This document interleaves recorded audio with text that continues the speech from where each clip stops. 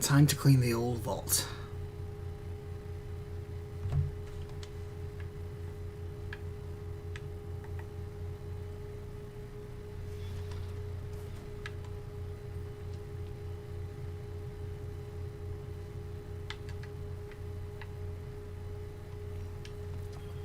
No dice.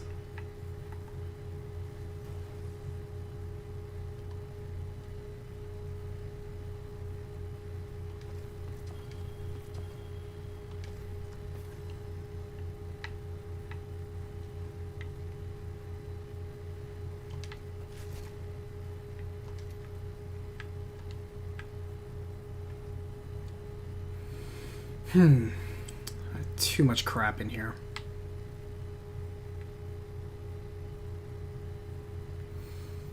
And the thing is, I know that there's way too much, like a lot of people say, hey, don't hold on to all your exotics, but I'm the type of person who kind of likes to do that. I don't feel like pulling out of collections every single time. Hey Lynn, how are you? I'm just doing some boring old vault cleaning maintenance, so what you're going to hear from me is you're going to hear a lot of self-talk. You're going to hear a lot of open talk. Actually, let me go ahead and put on some royalty-free lo-fi beats that won't get us copyright written while we openly talk about god rolls and what I actually plan on using as I just do mundane chores. Because you can see, there's 600 vault spaces that I have in my bank, and it's full. It's full. I actually have some crap on my character right now, but it's full. I need to reduce this down, especially since we're in the middle of collecting more stuff this season. So let's put on some soothing music on the background. Or we can just talk about whatever. I'm fine with whatever. Let's see.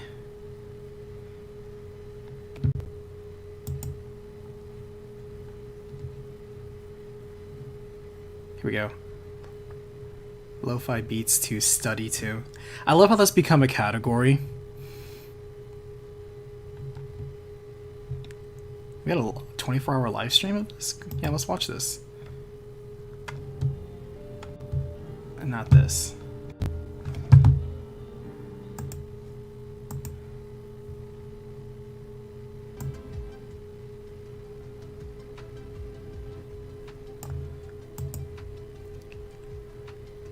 Most of it's armor gear. I mean, maybe. Maybe. A lot of it is armor.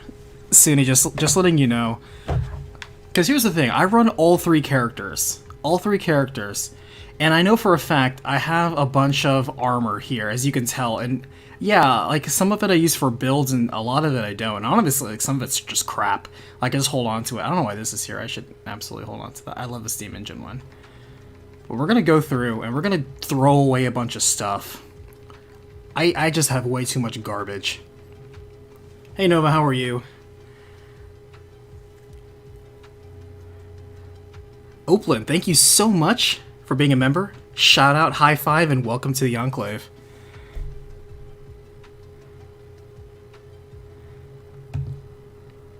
Let me know if the audio is too loud, or if it's just right. We got some chill lo-fi beats to study to, and we're gonna study our god rolls. Feel free, by the way, to input your own opinions on some of these, because sometimes it feels like you need a second pair of eyes. At the very least, you can peek my loadouts. I'll tell you right now, I am 95% PvE and high-end PvE. So to me, it's about functionality. So really what matters in cases like that is I really don't care too much about barrel perks unless it's like stability focused. And magazine and scope perks usually never really matter. But what does matter are, of course, the third and fourth perks. And I also like ability-focused builds. Things that are spamming grenades especially, I'm a big fan of grenade builds. Which is great because Arc is very offensive and the Arc options for grenades are very, very good. How often I use a Supremacy? Not often. I collected it because, like, I got this recently from a Last Wish raid. But to be honest, I never use this Supremacy. I very rarely use most rapid fire snipers, but I kept this one because I'm like, okay, it's got Snapshot, which I always felt was good, even though they kind of nerfed it, and it's got Kill Clip, you know? I always like the reload perk on any sort of sniper rifles. It's got the nice accurized rounds, it's got a fluted barrel. I felt this is a really good one, but I'll be real with you, I never whip this one out. If I'm going in my kinetic slot, I'm more likely to use my Succession, and I'm actually very likely to use the craftable stasis one. The Thoughtless. I use my Thoughtless a lot. I really like the Thoughtless, especially with the classic rapid hit firing line. But yeah, I don't use it that often, but I also don't want to axe it just yet. I feel there are other options. I put the Sweaty Confetti on any of the ones that are like very unique drops. Like this one, of course, is the Curated Roll Chattering Bone.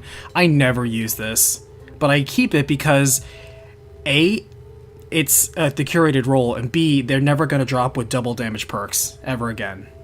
They really don't. The Transfiguration, I kind of feel like I can lose, because when it comes to the primary, like, you know, kinetic sniper, let's be for real. Even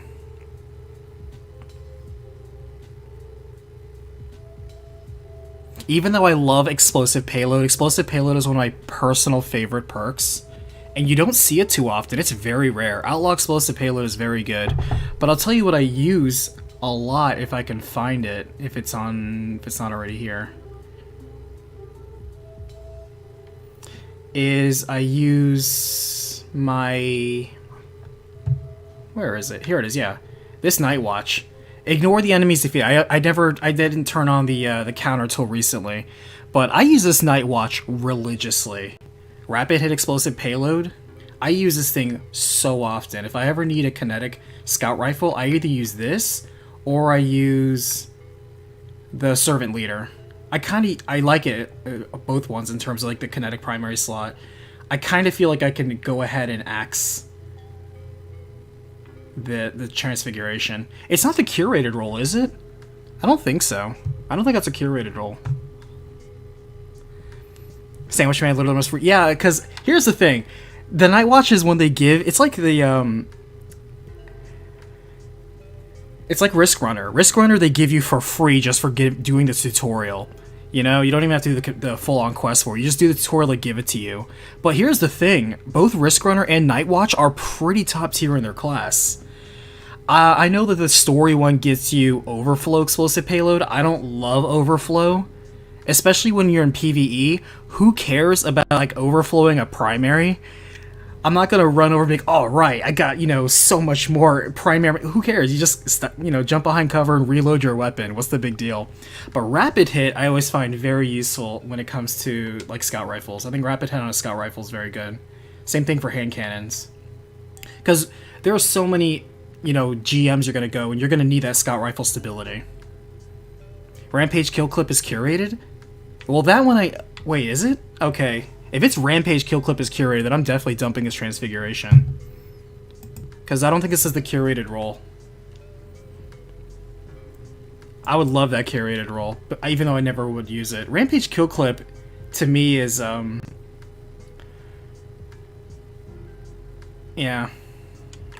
I'm dumping this Transfiguration. I never need to use it. Let's be for real. The Supremacy I'm keeping. I do like Snapshot Kill Clip. Especially on the Rapid Fire. I think that's really good. If Rapid Fires ever come back a little bit more, like there's a season where sniper rifles, if we ever get season in the sniper rifle, I think it's going to be good. Here's the thing. Until I got better sniper rifles, I use this Long Shadow religiously. This Long Shadow has been with me so long. Obviously, I haven't used it in quite a while. But I feel like I'm holding on to it for nostalgia's sakes. Because it's an aggressive, but it's an aggressive with explosive payload. Same thing over here. Like, I have this Bite of the Fox. This was actually sold by Xur, And I'm like, wow, rapid hit explosive payload, but you're really not going to use rapid hit on an aggressive frame, you know? Explosive payload's really good, but you're better off just using snapshot explosive payload. Actually, this is an adaptive frame, not an aggressive frame. I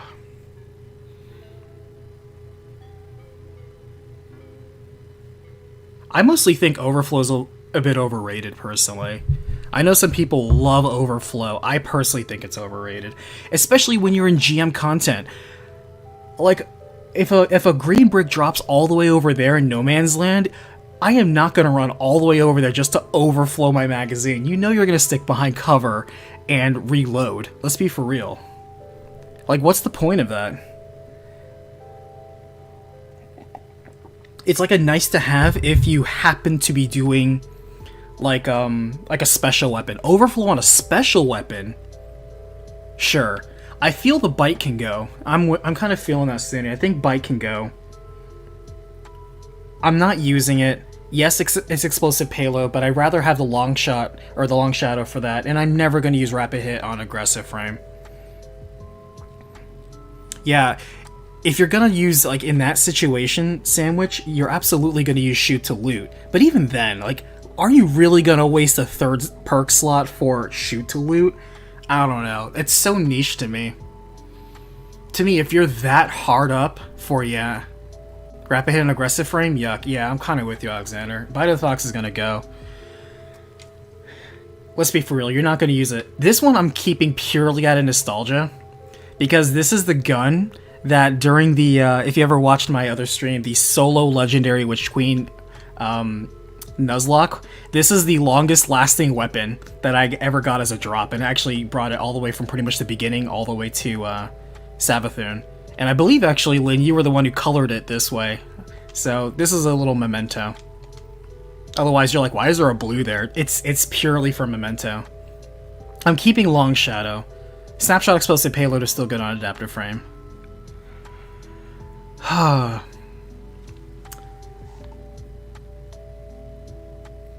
wish I had rapid fire kill clip on this aggressive frame. At one point, you can see that I use this. I obviously used that at some point during, when I was probably during a raid where obviously I was using Taken Spec. It does have armor piercing rounds. I love Outlaw on so many guns. Especially on like this pulse rifle, because look at that reload speed. That reload speed's garbage, man. You need Outlaw on it. Can Providence even roll with rapid hit?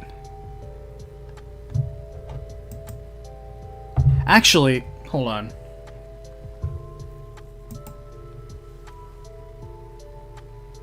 It can? Okay. I know, you look at it at 1350s, like, when's the last time you used it? I'm gonna be real, it's not that often. So I can absolutely go ahead with it and kill that. Some of these 1350s are gonna be like, when's the last time you used them? And it was like, there was a time I did use it. But we need to make some hard cuts. The Loud Lullaby, I hunted for this role. Tunnel Vision Kill Clip. This was during the age when 120s were, like, running rampant. And, Tunnel Vision Kill Clip is such a wombo combo. Like, you reload, and you have both perks active for those 10 seconds.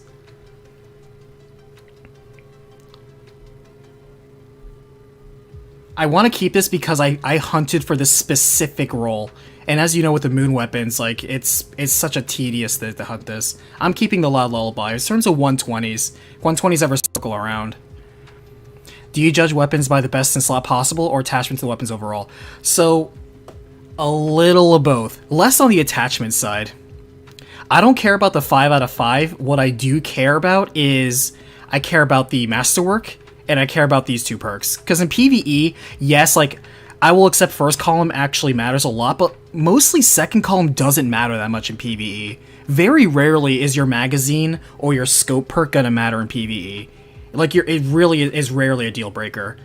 But your barrel perks absolutely is going to be performance difference, and obviously your two traits.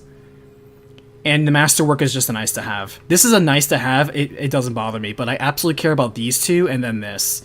I could care less about this most times. Unless it's, you know, a breach load of GL. And you know you want those blinding or spike grenades. But I like that Loud Lullaby. The one small step. I love this shotgun. It is a rapid fire frame, which is very rare in this game. And this was essential in my old 1-2 punch build. This is also when surplus was better, honestly. This one actually saw some recent action, as you can see. I was using this.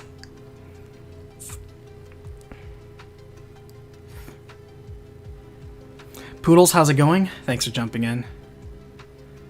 1-2 punch is so good, and it's still good. I used to have like 10 different 1-2 punch shotguns, and I used them for different builds. And I was using 1-2 punch arc builds like before it became trendy like it is now. Like, I love the 1-2 punch builds right now. Like, Liar's Handshake is hot again, and I love to see it. I don't love surplus on this, but to be honest, one small step, they don't have Grave Robber on anymore. You can't get Grave Robber on it, which really sucks. But I like it because it's so quick, you can get the 1-2 punch super fast. Yeah, the Gambit shotgun is a rapid fire, I forgot about that. I think I have a roll, maybe not. I'm keeping the one, I think I'll keep the one small step. The Braytech Werewolf. So here's the thing, I've fallen out of love on Vorpal Weapon, even though it's a 20% damage buff on primaries. Let's be for real, you're only getting a 20% if you're facing a boss, which are you really going to use your primary for it? And champions and vehicles. Like, there are better damage perks, I feel. Like, to me, ever since One For All came out, I've fallen out of love with Vorpal Weapon. Until they change shotguns again. Here's the thing, man. Shotguns every single season seem to get another nerf. I mean, the good news is that this is a pellet, so it does have a 25% damage bonus. It's actually probably worth bringing up for that. But I kind of use in my kinetic slot the Raggold right now, which I put auto-loading and 1-2 punch on. Again, I love 1-2 punch. I never use this 450. Even though 450's got a buff, I still don't love 450s. I do like the way, like, when I got this and I used it, I'm pretty sure also Dynamic Sway and Vorpal's like the best roll you can get on the Braytech right now. And it is a Halloween weapon. You know how hard those are to get, and it has a huge perk pool. I might keep that one just because it's a seasonal weapon, it's hard to get. Same thing for this. This used to be the Cold Front that when they had the glitched Firefly on, I had it and then they changed it. But it's okay. Sub Rampage is always a solid combo. I always felt 750s were weird. I also hated the stability on this thing. The stability in Cold Front just doesn't feel good. But Subsistence Rampage is, I don't know. I'm keeping this because it's a holiday weapon, and that's a good roll. But I'm going to be real, I never use this weapon. I don't even like this submachine gun. If I'm going to use a submachine gun in my kinetic slot, I'm using an Extraordinary Rendition, or I'm using the Submission. Like, the Submission is smooth as butter. I love using a Submission. It'll be back this festival? Oh, you know it's going to be. Oh, if they make the... Actually, that's a good idea. If they make the holiday weapons craftable, that'd be legit.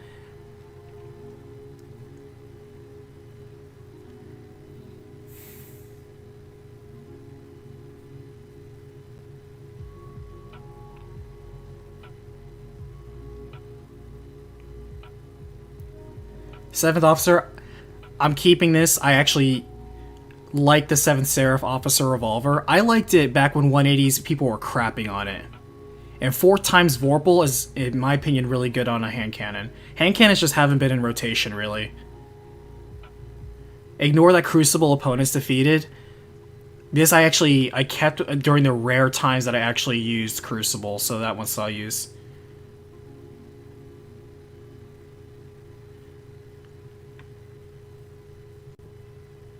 I feel I can get rid of this Enigma's Draw. When I first got it, this one was... I use this one a lot. Demolitionist, I consider an S tier perk for how I like to play. Demo is so good for so many reasons. It's a reload perk, and it also gives you your grenade. And I love using grenade builds. I think I'm going to delete this, though, because yes, it was very good during the time that I had it. but I don't use it anymore, number one. And number two, I feel there are better sidearms. It just got outdone. I use this True Prophecy so much. I had both these True Prophecies. And I really liked both of them. I know I crapped on Overflow, but this was back before primaries were infinite ammo. I use this one a lot. And I kind of still want to keep it because it's hard to farm now. You can only get it from dares. And I kept switching between these two. Opening Shot, Time Payload, which is more the PvE role I used, or PvP role. And this one I use for PvE all the time. I feel hand cannons are going to come back. Overflow and slow. Oh yeah, this thing takes forever to reload. This one really worked well in True Prophecy. I'm killing this escape velocity. I don't like Overflow or Osmosis. Okay, Osmosis some people like with some builds, but I'll be honest, you have options these days. That handling's crazy though. Look at that handling. Yeah, I'm dumping this. This Succession I love. This is a good Succession, I like it. Of course, the classic Heritage, Recon, Recombo. Don't put the hand cannons. I'm gonna put that 120 hand cannon meta back into existence. I feel hand cannons are really good. I don't use hand cannons as often these days. If you were to ask my favorite hand cannon, though, it'd definitely have to be Thorn for sure. Ignore this one. I just put this one I pulled recently, but I actually use Thorn quite a lot. So I got this during the rare times I ever would play Trials. I have taken this into GMs, but I don't love the Eye of Soul. Thorn or Last Word from D1? Thorn. I know Last Word was insane, but I'll still take Thorn. I'd take Thorn from D1, I'll take Thorn in D2. Thorn is great. Love Thorn.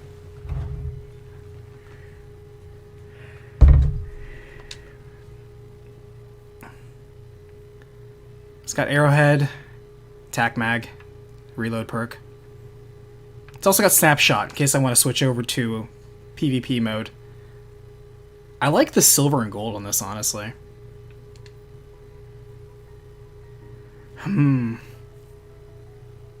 It's not a bad Eye of Soul. We'll consider that. I never use high albedo. I had a friend that loved the high albedo. And even though I tried again full, you probably noticed I love demo, especially on sidearms. I love demo on sidearms. But I really feel like, I don't know,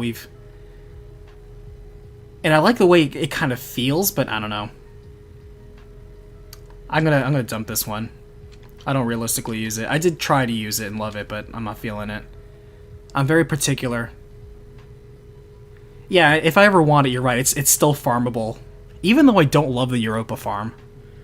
I love Demo. Demo is S tier to me. And Pugilist, I love that Pugilist is Demo but for melee now. I'm like, oh, that's so good. I need to look into which special weapons they'll drop it. Because as you know, Demo is 10% energy back, but 20% on a special weapon. But really good. Back when False Promises was really good, I liked this False Promises. But it's been forever and a day. And man,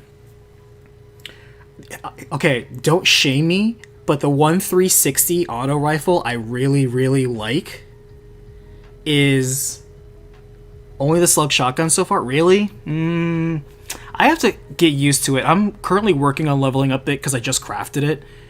I don't love it. I don't love the current slug shotgun, the pirate shotgun. I'm not loving it right now. I don't know. I maybe just have to get better with it. But the only 360 I ever liked, actually no, I think it was a 450, was the 7th Seraph carbine. I love the 7th Seraph auto rifle. I really liked it.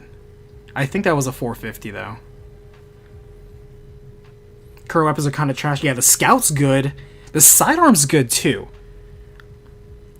I have the Feeding Frenzy Jolt Shot sidearm. That thing is great. That thing feels great. It kicks a little high though for my tastes.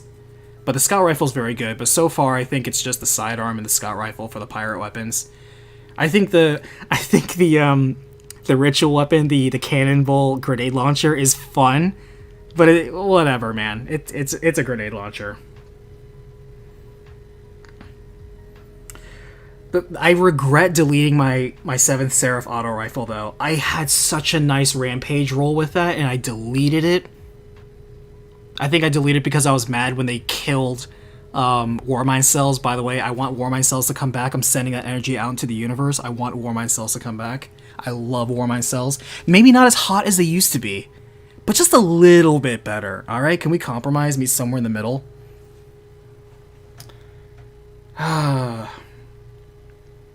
I don't want to say that, but maybe they'll buff 360s. Because am I really going to use this 360 to clear out ads? Nah, if I'm clearing out ads, I prefer the 600 RPMs. I know this is a really good false promises, and it really was back in the day. But I'm not going to use it. Let's be for real. I'm not going to use it. Not for my kinetic slot. 360s, you have to really convince me. I think the one 360 I kind of like was the Throne World Arc craftable one. That one actually was pretty nice. I also like that it can roll with Disruption Break and Genesis. I think it's really nice. I love the Whispering Slab. I love the Whispering Slab so much. And Vorpal Weapon on a bow actually does work. I love this Whispering Slab. Not even a question. I kept this Cold Denial because this is one of the buggy ones. I kept it. This is kept purely because it's a bugged weapon. This is the one that a bunch. You're gonna see a couple of them. I tagged it with the little sweaty confetti to show this was a bugged one. This is a bugged weapon, so I'm keeping it at a novelty. I love both the extraordinary renditions that I have. These things do work. I know you're like, but it's at 1350. I'm still keeping them because even though I like Submission a lot, I love both of these submachine guns. They're so good. I love when they came out during Chosen. All right. Ignore the Crucible part because, again, I didn't use it too often. But I'll be honest, I don't love Messenger. I don't love Messenger. And I know they fixed Desperado to be better in PvE, because it used to be Desperado got a 20% damage nerf in PvE. Like, yeah, you got the higher firing rate, but you also got a 20% damage nerf in PvE. They fixed it, it doesn't do it anymore. But I'll be honest, like, Desperado's still whatever.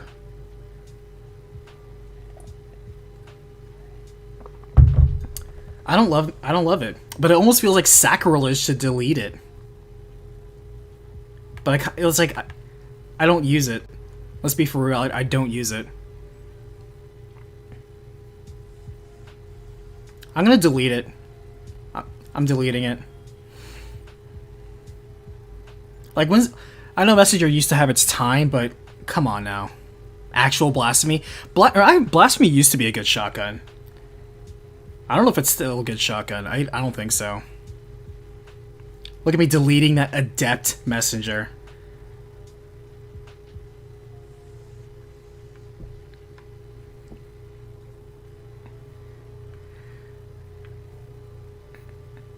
I love the Chroma Rush. I think in terms of 720s, it's arguably one of my favorite auto rifles. You would have kept that? Whatever. I never use it. I never personally use it. I wish I could give it to you, but I don't use it. It's a good PvE pulse, dude. If I'm gonna bring in...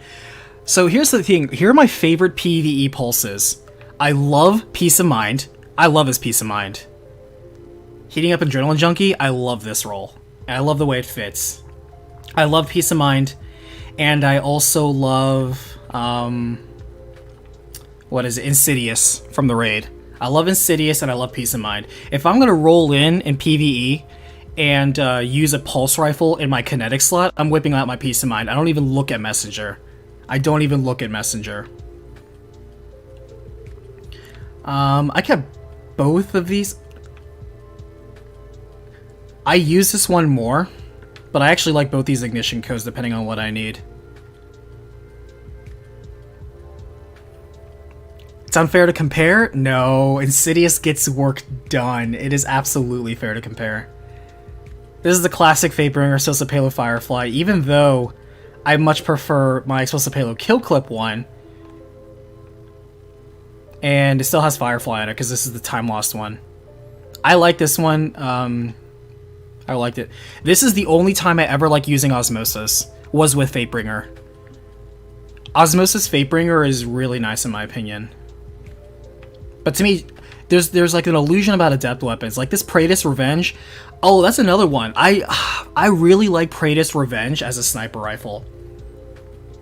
If you want to talk about rapid frames I really like Praetus Revenge.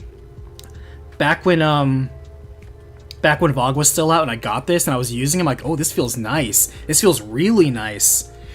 I got so much work out of this rewind rounds. Rewind rounds. Remember everyone always going rewind rounds. And the high impact reserves. I loved it. Praetus is so good. I don't know why I have this regular Fatebringer, to be honest with you, since I have the time lost one that does the same thing. Just the novelty, I guess. I actually can delete this because I actually use the regular Praetus that I have because it got a better roll in the time lost one. I never got a good roll in the time lost one. Feeding Frenzy on a sniper rifle? Get out of here with that crap. Same thing for Firefly. Like, why are you wasting your time ad clearing with your sniper? But yeah, I actually thoroughly enjoy regular Praetus Revenge, one of my favorite sniper rifles. I got the classic rapid hit Firefly Hung Jury. I don't love Hung Jury. Just being real with you. I really don't love Hung Jury.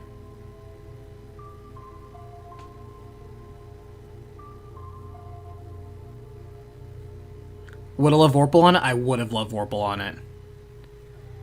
But high impact does work too, honestly. Especially since it's a 6 mag. Once you hit that 3 point, you start doing the 12 and 25% damage. Ooh boy. And then the rewind kicks in and you keep doing the 25% damage. It's really nice. Great for sustained DPS. I loved it during Last Wish. Both these Survivors Epitaphs I never used, and I only got them because they're both bugged. They're both the Xur bugged ones that he sold on different weeks. He sold this gun bugged 2 weeks in a row. Wouldn't it be nice if you could actually add impact? That'd be hilarious. Some of these actually would be pretty good, honestly. Eye of the Storm? Hind Cannon on a 180? That actually would be pretty good in PvP. Both of these Vulpeculas were also bugged Xur ones. Which is funny, because Adagio on Vulpecula is actually really good. What did these have? Oh, that's right. Impact again. I actually liked Vulpecula when it came out with Season of whatever it was. I don't remember what it was. But a couple seasons ago, when we did Astral Alignment and all that, I actually thought the weapon designs were very cool, like the musical themes. And when they started coming out with the Stasis perks, I actually really like Vulpecula. It fires so smooth. Even Hipfire fires so smooth. This is the role I used a lot. Outlaw Explosive Payload. I love this combo on a hand cannon. Chamber Compensator, Accurize Round. This thing was smooth as butter. Yeah, no bloom. It's smooth as butter. It is smooth as a baby's behind. Surrogate Leader I love. I never got the perfect roll that I want. But I did make a lot of work with this for Surplus Rampage. Actually, this is my personal scout rifle choice whenever we do VOG. I love shooting oracles with this thing. Does a couple pops, easy.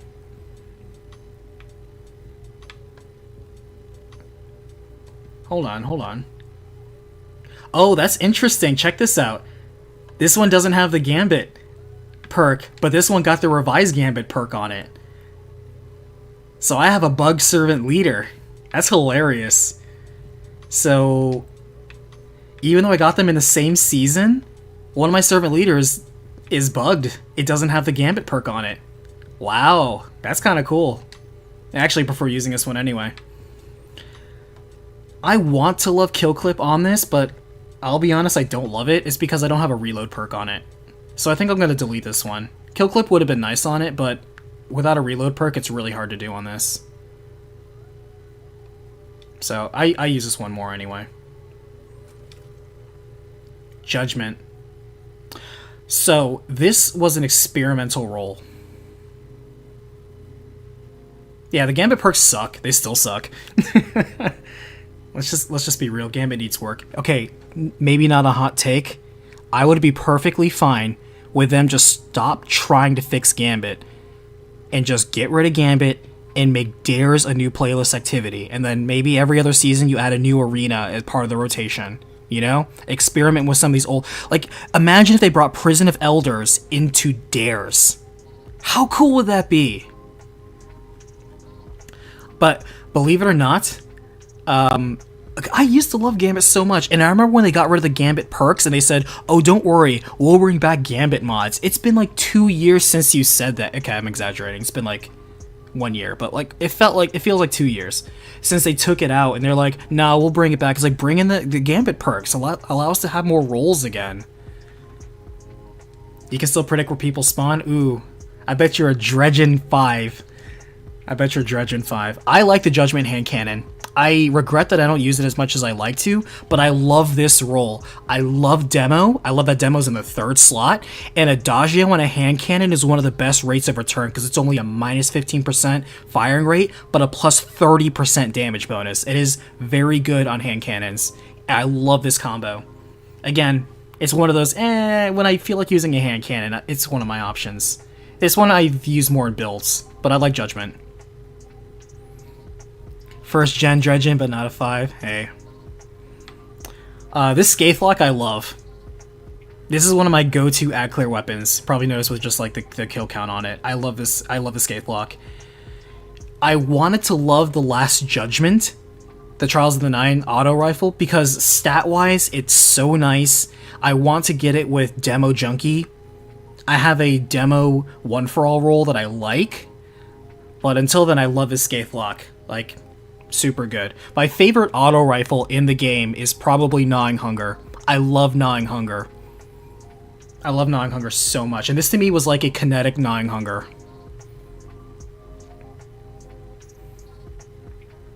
The good old Ice Lunas. I have 3 of them. So this is the PvP role, and then this is more like the PvE role. I don't love Kill Clip very much, and to me, Kill Clip is not great in high-end content, because even though it's like, okay, just kill something, reload, and then you got 10 seconds of damage, yeah, but you don't control the pace then. Do you feel this pressure to use in that 10 seconds to sacrifice safety just to get a damage bonus? No. To me, I'd rather have something like Rampage, where yes, it's less of an immediate bonus, but you can string it better. Like, if you're going to be slaying ads, you're going to be slaying more than one ad, so it's there when you need it. Kill Clip isn't always there when you need it. And I'll take Headstone anyway, because Headstone is better for builds. Headstone is more iconic for the reason why it's a stasis weapon to begin with, because if we want Kill Clip on a hand cannon, we have Kill Clip on hand cannons. And, yeah, like, this is, like, rapid hit Kill Clip. You're going to use this in, like, what? Not high-end stuff, so I don't need it. But, yeah, the PvP role, PvE. I love Headstone. Headstone's so great. I wish we had better options for 3rd slot on Ice Luna, but Ice Luna is just like a good performance package. And Headstone's so good. I am still chasing... I'm glad this is craftable. In fact, I'm going to delete this because it's craftable now, even though I don't have it yet. Even though I like Pardon Our Dust, until I can craft it, I'm still going to use Ignition Code. I like Empirical Evidence, believe it or not. I think it's very good. I think in terms of sidearms, it's probably one of my favorites. This is what replaced Enigma's Draw for me, is Empirical Evidence. It's got a bit of a kick, but they reduced that kick. I like Forensic Nightmare. I mean, I'm not deleting any of my crafted rolls. So I got 2 of the Herod auto rifles. And again, I don't love 360s, but when I got a Stats for All, 1 for All, I'm like, ooh, I love that combo. Stats for All, 1 for All is like the complete package. I'll keep that because it's just hard to get, even though I use this one a bunch.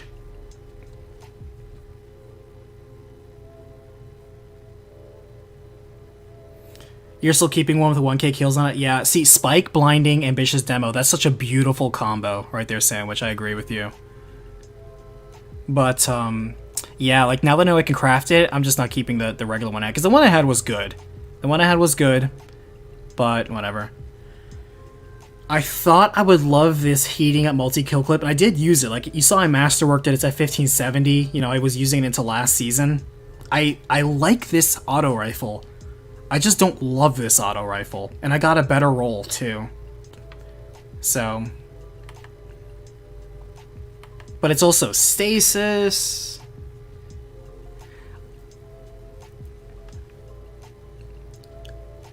For stasis auto rifles, what options do we have? Is Firefight stasis? Firefight stasis, right?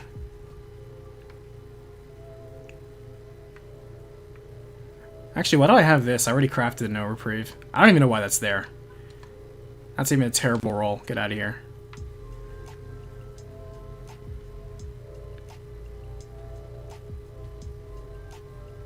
Vash, delete it? Yeah. Even though it's masterwork, I'm probably just going to delete it. I don't love multi-kill clip that often. And in high end, you're not really going to use it. Heating up is great, multi-kill clip's great, but whatever. I'll keep this. It's a good roll on a weapon that's hard to farm for that. I love the Fortissimo shotgun. I'm actually keeping both those rolls. Fortissimo is literally first in, last out, but kinetic.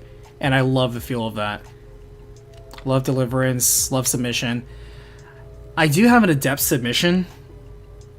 And believe it or not, I do like perpetual motion demolitionist. But I don't know. I feel like there's not really a point. There's no point in keeping it just because it's adept.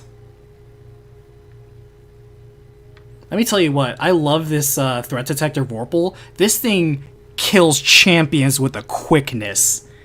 I love it. I love it.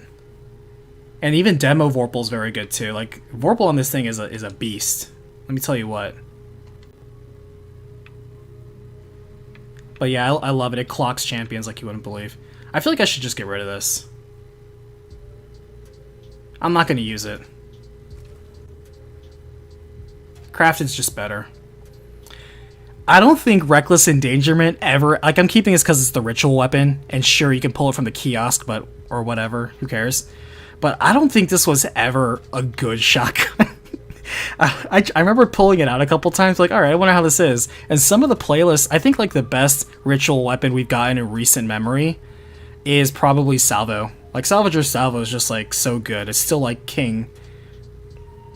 But, like, Reckless Endangerment is, like, this is just not a very good shotgun.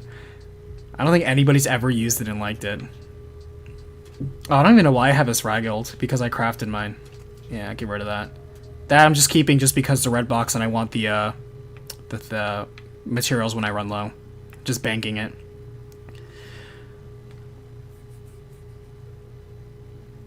I think I'm keeping this because it's a headstone scout rifle, but again, I don't use it. I also don't love the way it feels. Like, yeah, 150's punch hard, but I don't love this weapon. I kind of wish it was craftable, though. I think headstone works very well on the scout rifle, though, especially a high-impact scout. You're going to be popping heads on those red bars and getting those headstones very reliably at a distance. But again, if I'm in a high-end situation, am I really going to reach for my Perseus, or am I going to reach for my Night Watch or Servant Leader? You know? Just have to be real. Ascendancy rocket launcher was good. Ascendancy was a good rocket launcher. Yeah, I'll absolutely agree to that. I don't know if the machine gun was really good. Explosive, yeah, like it's a good scout rifle with explosive, but again, I have a Night Watch with explosive, and it's a 200 RPM. That with rapid hit. I'm just gonna delete it. This is again, it's a roll I like on a weapon I don't use. Just gotta be real. Let's be real here. Alright, so hear me out. I want to love Crate. I don't love Crate. Crate to me is just a less fun... Like I told you, my favorite 720 is Chroma Rush. Even though I haven't used Chroma Rush since that season, I will still take Chroma Rush over Crate if I have to use a 720 in that slot. And Headstone on an auto rifle just doesn't feel good.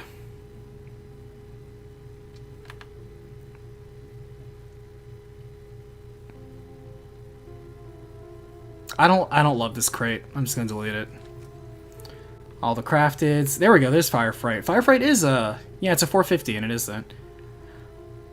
What are your rolls on your Firefight? like Adagio feels okay, but when you kill that rate of fire, it goes down to basically 360. I don't know. I just don't love it. I don't think it's a good trade-off, but Firefight doesn't really have good damage perks other than Adagio. Honestly.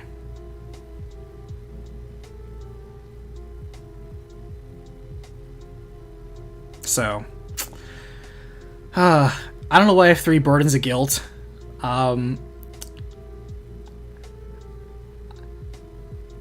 Because here's the thing. Like, Chill Clip on a fusion rifle is very good. Problem. Literally, Riptide is better. It shoots faster, so you get the freeze off better. And you can also get it on Forbearance, or Deliverance. Which I already have the augmented Chill Clip on. So, like, Chill Clip on Burden of Guilt, like, people like Burden of Guilt because it's such a good stat package for an adaptive frame. But, like, I'm not really using it, man.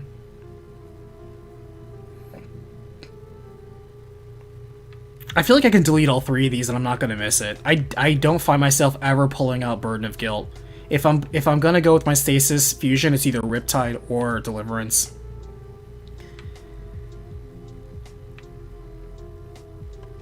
So, did I have double rolls on any of these? No.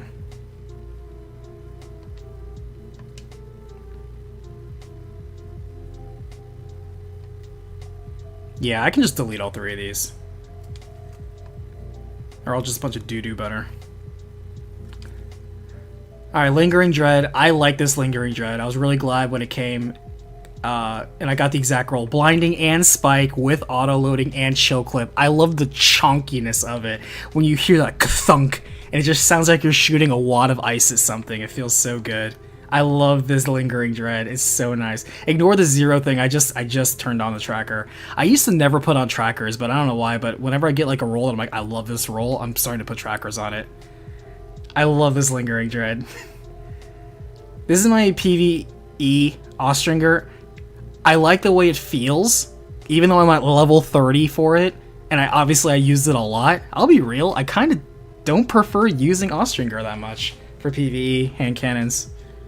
I kept this one because this was the PvP role. As you can see, I actually used it in PvP a lot for me. That's a lot for me.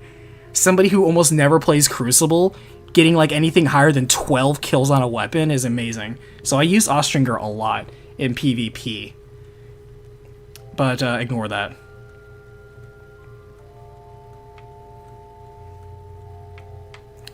But yeah, if I'm gonna use a hand cannon, I liked it because I was using it a lot during last season of the Haunted. And again, I like Demolitionist, so to me getting Demolitionist on my hand cannon was just really nice. It felt good. But it's always going to be like the Ias Luna versus Austringer versus like Palindrome debate. I got the something new. So this is the best roll that I wanted, but I'll tell you what. Here's the roll I actually wanted on something new, but I couldn't get it for the life of me. I wanted Wellspring and Thresh, because not only is that an amazing utility support combo, it doesn't roll on anything else except this hand cannon. And I'm like, that is so universally good for so many builds. Wellspring Thresh, especially for how much primaries build your super anyway. Man. But, you know, Wellspring Demo, it's still a good combo. I actually kind of like the something new hand cannon. Very punchy. You actually have that roll, Suni? I'm jealous. Yeah, Fatebringer as well. Fatebringer is just another one. It's like, if I'm going to use a kinetic hand cannon, I kind of would use my Fatebringer over Austringer, but whatever. I'm keeping this for the potential of GMs, because Vorpal Weapon is actually pretty good on a fusion. A Rapid Fire Fusion, too. I like the rolls overall on this thing that I got. Field Prep I really enjoy. And it has Demo. Let me tell you what, Demo on a fusion rifle is very good, because you get 20% back per kill instead of the usual 10%. Did I have Demo on this one too? I don't. That's the reason why I kept it, is because it has Demo. But yeah, I like the Riptide. It's very situational. This one I kept because I felt Compulsive Reloader works well with Chill Clip, because you need to reload your top mag anyway. So if I'm ever using a Chill Clip build, like, Riptide's kind of the best thing to use it for. So I don't love Lunalada. at all. But I can't deny the use of a headstone bow. That's just too good. I almost never find myself using it though. Let's see what else I got. I wanted to love this Tyranny of Heaven, and for a while I did. I don't use this for a while though. I haven't used this in a minute, but Archer's Tempo Rampage? Baby, let's go.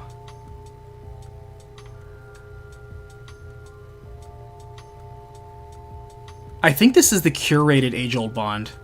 I think that's the reason why I have it. Is this the curated one? 4 times Charm Rampage? I love the Last Wish aesthetic. The Last Wish aesthetic looks fantastic. It is the it is the curated. If it's the curated, I'm keeping it.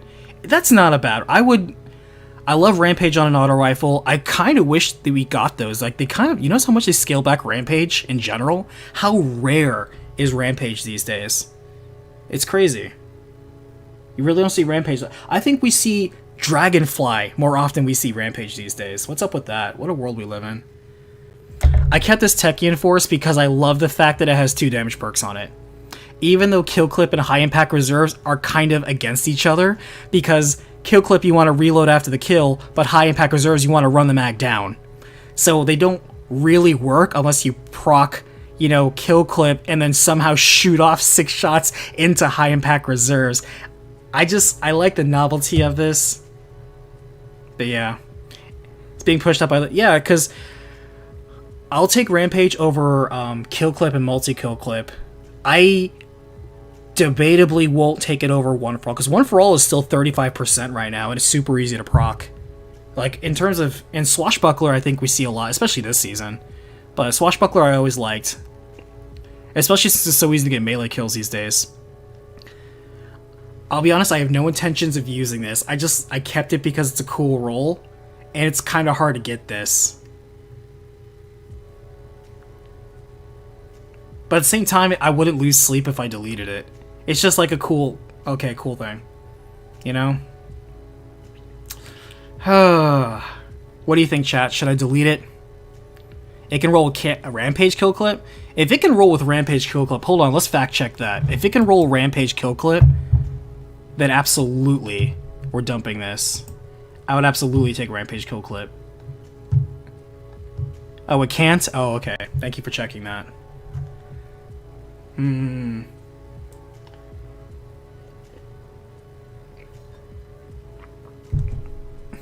Hey, Generic Wolf. Thanks for jumping in chat. We are doing some vault cleaning and just chatting. And I'm looking for second opinions and stuff. I want to get down the amount of crap I have in my vault.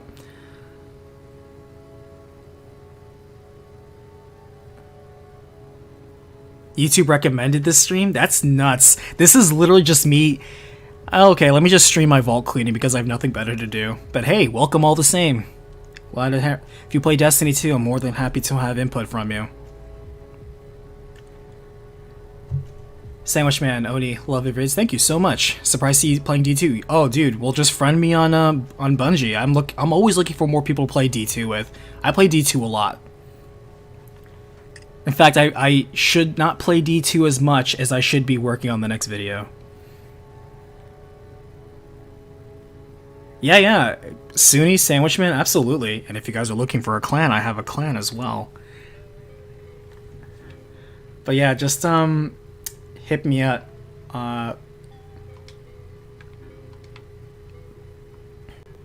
That's my Bungie name right there, so just send me a friend request. Oni Black Mage 2148.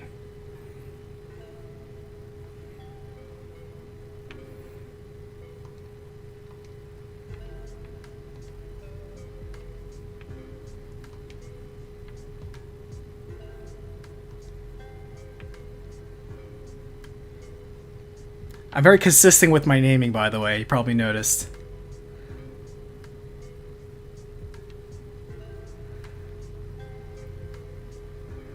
By the way, Vash, if you're still in chat, this week the Vow of the Disciples on rotation, and I kind of want to do that because I have just 2 more triumphs.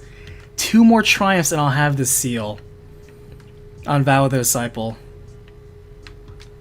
I literally just need This challenge and this challenge, and I have everything else, and I'll have the seal. I literally just need help with those two. They're literally the first and second encounter challenges. Yeah, I need to send the word out because I need to roll that out. Get that catch crash out of the way. Oh.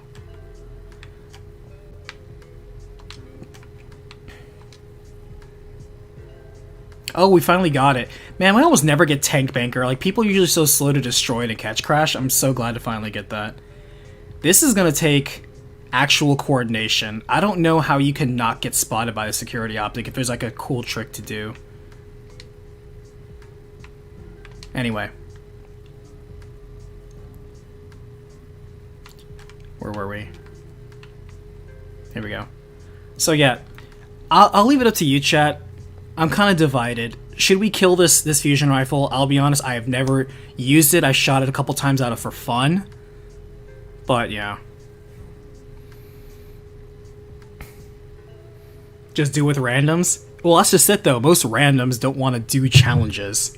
And I know in LFG, sure, you can, but man, you get the people in LFG, or at least that seems to be my luck, where, hey, let's do the challenge, and you fail the challenge once. Okay, well, let's just skip it and move on. It's like, come on, man. No patience, or they drop out.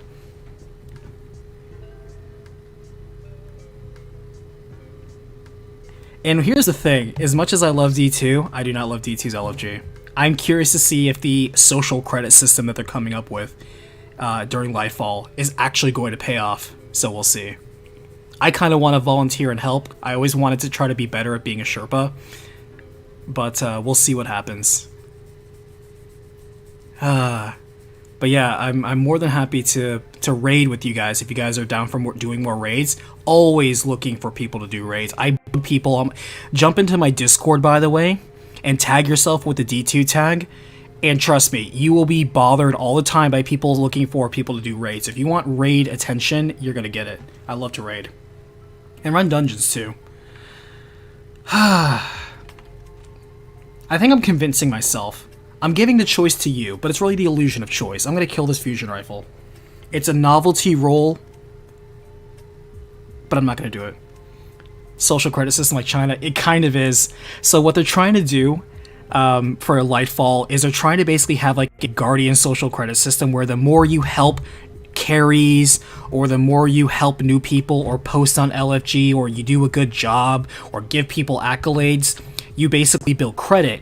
And people can also like give you props and thumbs up and other things like that.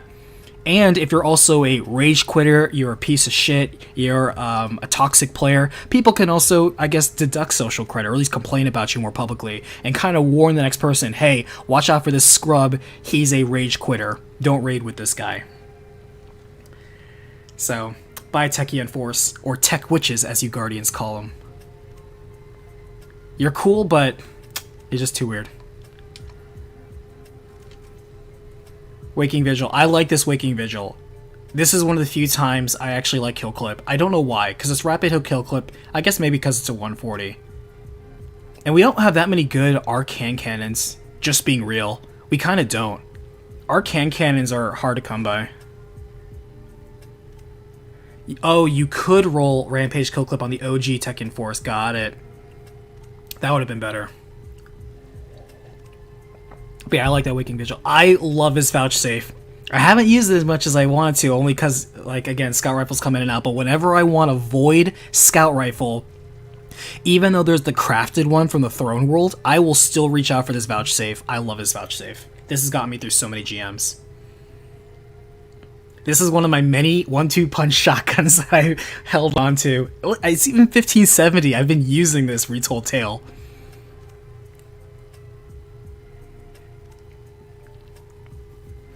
Is a raid arc? I know that Waking Vigil slept on because of Cantata and Crisis Inverted. Dude, I do not like Cantata.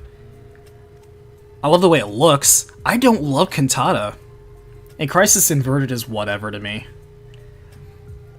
But I love his Retold Tale. I use this actually a lot. Remember when Quick Draw used to be the slug meta? Or the shoddy meta? Yeah. The raid hand cannon is arc? The new one? No, the new one is solar. I know the Deepstone Crypt one is Arc, but it's just eh. Oh, I love this Arsenic Bite. Back before we got more lightweight frame bows, I like this Arsenic Bite. Rampage Explosive Head, baby. Double damage perks. This thing is so much fun to shoot. I love the little thwip that it makes. The little thwip. Until they kill Quick Draw. Yep, you're not wrong. Until they kill Quick Draw. And boy, did Retold Tale need it. Look at that 19 handling. Oof. Oof. Oof. This was the Zur main ingredient. I think I'm just keeping it just because of the novelty of it. I know they nerfed a lot of it, but this was the infamous Zur main ingredient. Gotta keep that one. I did use it too, like a bastard. I love The Last Dance. So, other than Enigma's draw, of the old school sidearms before they really kind of changed it, for some reason, I really liked Last Dance. Really enjoyed it. I haven't used it in many seasons, though.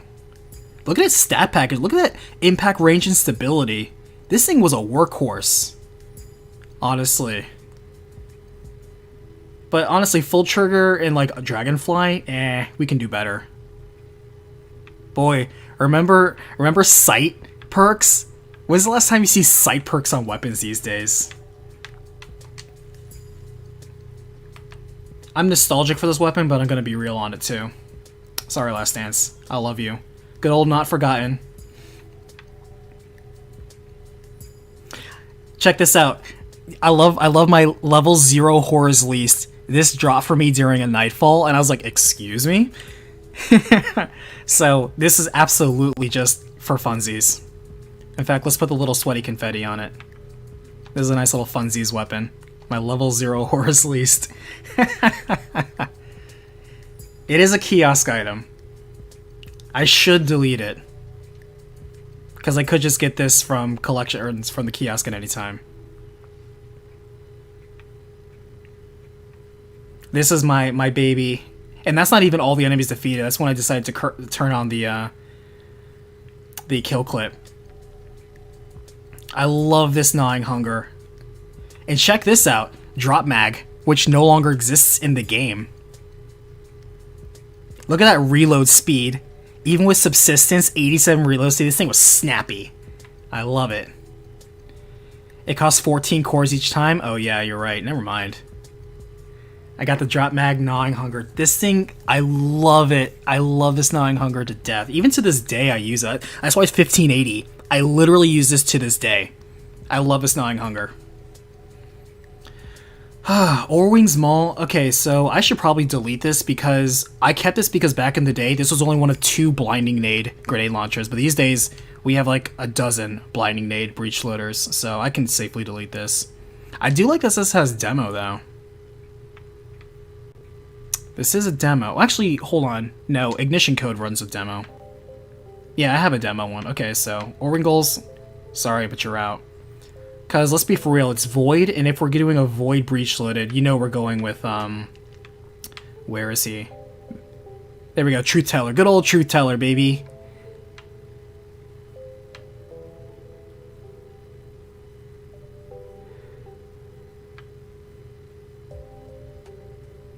I don't know, I kind of like the fact that it has Quick Draw, too. But auto-loading is just better for these sort of things, you know? Do I have Sunshot? Absolutely. What do I think of Octopath Traveler 2? Very excited. Although, it is still my wish that they remake Final Fantasy V and Final Fantasy VI with that HD 2D sprite art style. Do it right. Do it right. And also, make sure you don't have that garbage mobile port of the Pixel remakes. No. You need to have all of the GBA Advanced release extra content, that version. Make that HD, 2D HD, HD 2D, however you say it. I'm going to delete this because I'm going to be real, I usually going to bring Truth Teller if I'm going to bring a Void Blinding Nade. So, I salute your service, Orwingle. I used to call it the Orwingle. But, you prefer Ambitious over Auto? I can go with either. Ambitious is very good. But sometimes in the heat of battle, like unless you're killing those ads, you just want to stun, or you just want to go ahead and get that group out. You just have to buy time. I'll take auto loading just to quickly pop it and then go back to what I was doing to slay out. But yeah, loved you, but we've replaced you.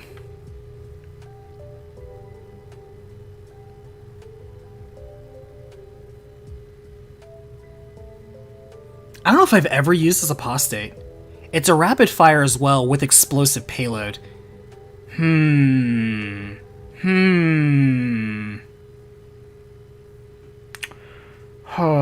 are our other choices for arc sniper rifles?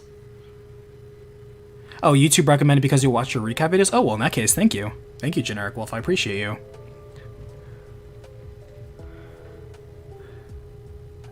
Because... let's look at the competition. If I need an arc sniper rifle, what are my options?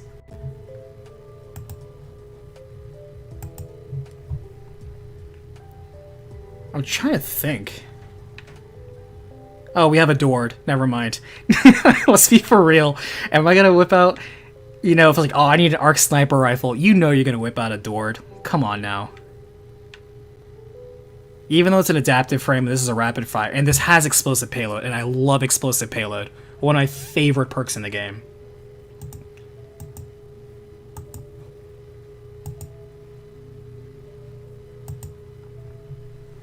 Still waiting on the Heaven's Ward recapitation? Yeah, absolutely. I could replace this, even though this is technically farmable as well. Because this I got... You can see this is not the original apostate. This I got during Season of the Chosen? I think that's what that one is. This is when they reprised the moon weapons in the pit.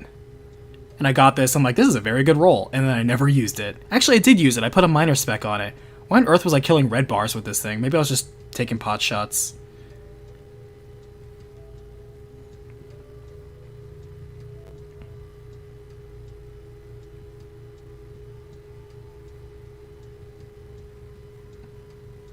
You know what? I'm gonna go ahead and delete it.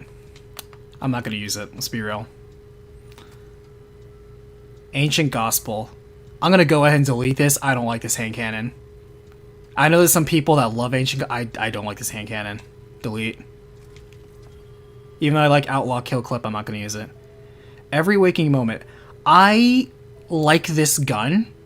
And I liked this gun more than I liked... And this may sound absolutely sacrilege for people.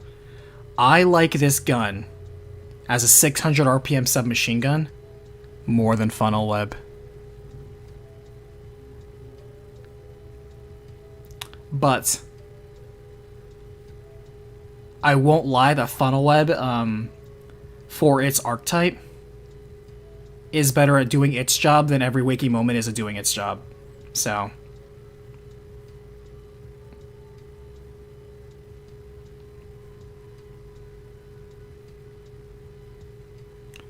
I kind of want to keep this all the same, because in terms of Void submachine guns, I'll keep this. I like it. It's also hard to farm the moon weapons. So we're going to give a little leeway that. Port of the Stag. Yeah, that was from the kiosk. Oh, that's right. I used to get so much work out of this 7th Seraph sidearm. So here's the thing. I don't like the way this thing shoots. I love this thing's rolls, though. Demo, Vorpal. Nice rolls. You like the Tidal SMG? Tidal SMG is not bad. Oh look, it's the posterity. Speaking of arc hand cannons, I don't like the way this thing shoots, even though I think Reconstruction One for All is very nice. Cause you get so much ammo in, and you get that 35% damage bonus for so long before reloading. I keep it because of that roll.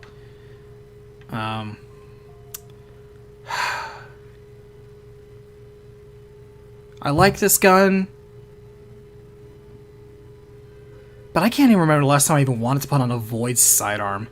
I think I keep this because the desperation that Warmind cells are going to come back. In my heart of hearts, I want to believe that Warmind cells will come back. I'm going to go with my heart on this one. Alright, This absolutely love the Seven Seraph's shotgun. This thing was always such a workhorse. Look at that, full choke, salt mag, quick draw, trench barrel. Love to see it. With a handling masterwork. Even with like the nerf on quick draw, that masterwork handling really helps. Love the CQC. And this thing I used to take into Gambit all the time. When I had some Gambit builds, I love the Seven Seraph and Warmind cells. This was the bugged one from Xur. So this is just a bugged weapon. Which is funny because it's 4 times the Charm Vorpal, which matches the 4 times the Charm Vorpal I already had and I legitimately used. This is also part of the, I really hope the Warminds come back. Fellwinter's Lie, what's that? What, only 3 Crucible points? I didn't put a tracker on. Isn't it crazy how Fellwinter used to dominate?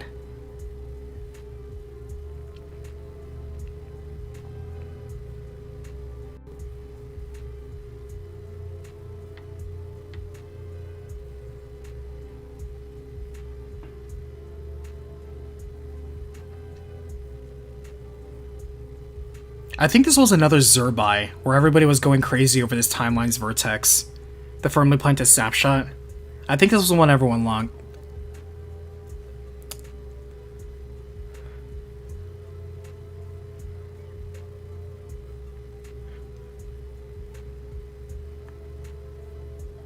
But I don't like Timeline's Vertex, to be honest with you. If I'm gonna be using,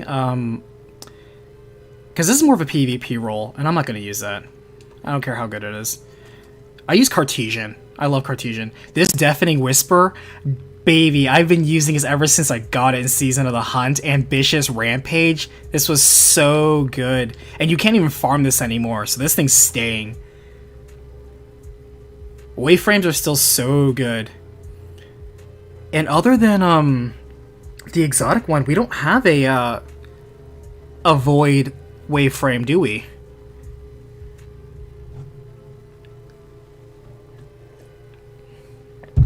Adored is adored. So I like this summoner. I like heating up multi-kill clip. But I very rarely, for some reason, find myself using this gun. Martyr's Retribution. I'm gonna delete this Arctic Haze. I can always farm for it if I want.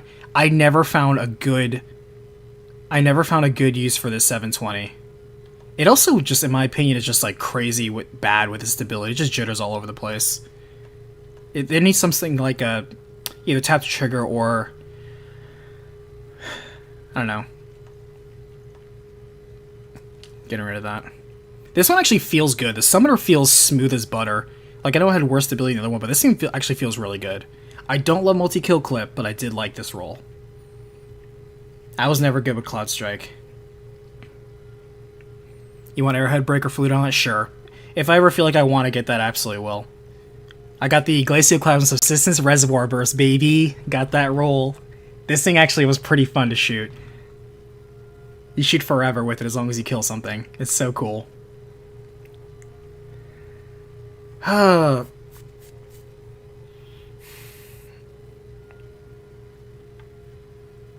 kind of feel like we don't need this Hollowed Words.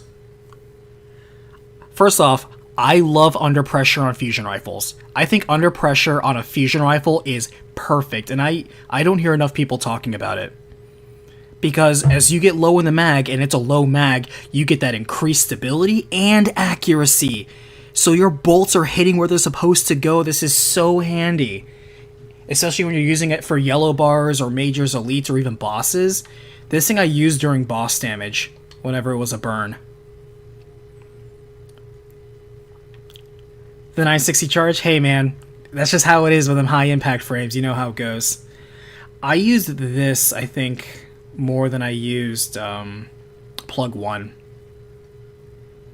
But yeah, I like this. This is like my ARC version of Cartesian, if Cartesian shot slower. Good old Truth Teller. Dynamic Sway was what I was looking for earlier, yeah. I wanted to love this Death Adder. I've never found a Death Adder that I liked. I think this is the closest that I liked, but let's be for real. if we're using a solar submachine gun, is there literally any reason you're not going to go with the Callus Mini tool right now? Sorry, Death Adder. You've been literally outplayed.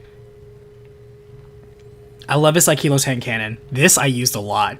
Back when everybody's like, ugh, gross 180s. Dude, Subsistence and Rampage. And Sarah Frowns. Oh, boy. Oh, with Arrowhead Break. But Sarah... And a Range Masterwork, baby. Or Stability Masterwork. Nice. But yeah, Sarah Frowns. Man, I loved it when we used to have Foundry stuff like this. Before with those Foundry perks where it's like, cool, the Aikilos weapons... Or Aikilos. No, I don't think anybody knows how to say it. Had unique stuff like this that made them feel unique. Here's one of the things I thought they were going to do, because they said early when they said they were bringing in Foundry traits, they said, all right, here are the Foundries we have, and there's going to be one more secret Foundry. I'm like, dude, it should be Black Armory. Why isn't Black Armory back for weapon crafting and Foundry traits? It boggles my mind how we don't have Black Armory back. Imagine crafting the Black Armory weapons with their Black Armory Foundry traits. You know, take the old crap you used to have to, like, you know, put into that mod slot to make them do extra stuff. Make that their Foundry perk. Or Origin trait. Sorry. Dude, come on, Bungie. Get it together. Good old Feeding Frenzy, Trench Barrel, Aikido Shotgun, baby. Tac or Accuramize. Nice. Okay, so out of all the Aikilos weapons, I love the Sniper Rifle the most. And you see I actually used this relatively recently. I love this Sniper Rifle.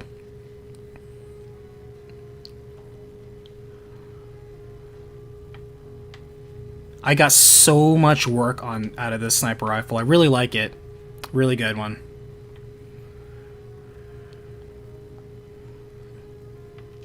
The good old Aikilos. I kick myself because I had the old one that had double traits in both of them, and this one had demo and I think maybe Vorpal or something else. I don't remember. If it's Vorpal, I don't care, but it had something else with it. But I still was really... I like this one. This is my backup one. I had two really good rolls, and this is the other roll that I like using a lot. And I still use it. As you can see, I use it. Ignore the kill tracker. Again, that's something I've recently been putting on. The good old first and last out, baby. Double Slug Anarchy. Maybe they'll bring that back. I actually used to use this in PvP a lot back in the day. Hip fire opening shot. This actually worked really well with first in. But shotguns got nerfed into the ground. I could probably delete this and not even worry about it. In fact, I think I will, because let's be for real. They're never going to bring back shotguns. And even if they do, I'm not going to use that. The good old Salvager Salvo. Imperial Needle, by the way. I think this is... or it was on sale last week at Xur, and I hope you got it. Imperial... and it's funny because it rolled with Impulse Amplifier Swash, which is what I already had. This is the one I've had back in the day. This thing is not only great... it's not like the best roll, but I've always liked this roll in general. But Imperial Needle, by the way, is still bugged. If you shoot it, it's still considered an exotic weapon. It will do 40% more damage to red bars. Bungie still hasn't fixed that. And they haven't fixed it probably because you can't farm this weapon anymore, so they probably don't care. Even though Xur literally sold this same weapon with, ironically, this almost same exact roll last week. And I still use it. I still use it to this day. The good old Igneous Hammer, baby. Remember Quick Draw? Back when Quick Draw was super good as the cleanup. I think I kick this because, as terms of like Solar 120s, Igneous is still just so good. It's so swole with its stat package.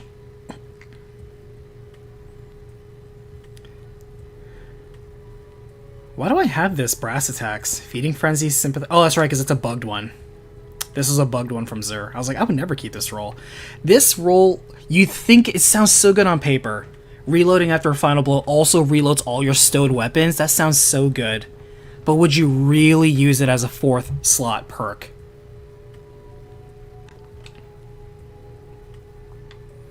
I actually use this Brass Attacks fairly often, back when I needed to use a Void Sidearm. I don't like the way it fires. I actually don't even like the model of the gun. I think this gun looks, I don't know, kind of lame. But Feeding Frenzy, Rampage actually did work. I'll keep it because I don't have too many Void Sidearms. I love Shadow Price. And you may think Overflow Thresh is not that important, but let me tell you what, this was super good in GMs, especially with Arcburn on. Getting your Thresh on was so nice. I wouldn't have preferred Overflow, there were better perks, but I never got that many good rolls on Shadow Price, but I really like Shadow Price. Shadow Price is probably one of my favorite 450 auto rifles besides 7 Seraph. I really like it. I never got the Quick Draw Rampage Palindrome, but I did get Quick Draw 1 for All, and I do have the Stats for All 1 for All. And Palindrome is still, look at those raw stats, baby, so good. This is one of the recent ones that also had the origin traits. So, good old Palindrome. I never use the Keening. I'm immediately going to delete this.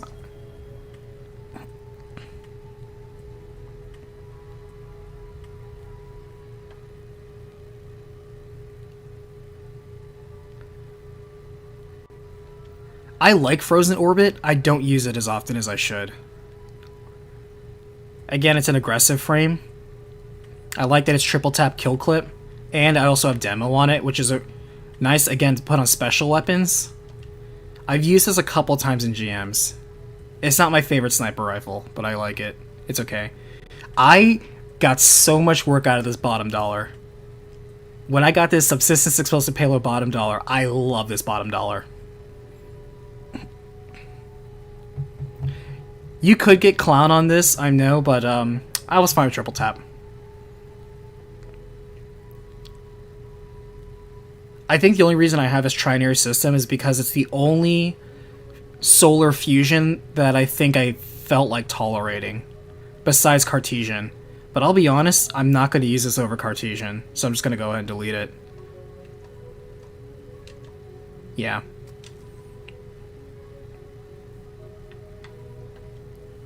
Is this a bugged one? No.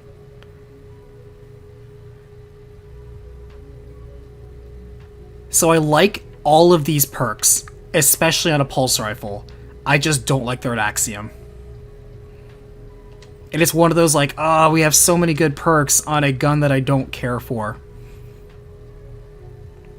All of these are good perks, and it's just like, ugh, I don't like this gun. I should just delete it.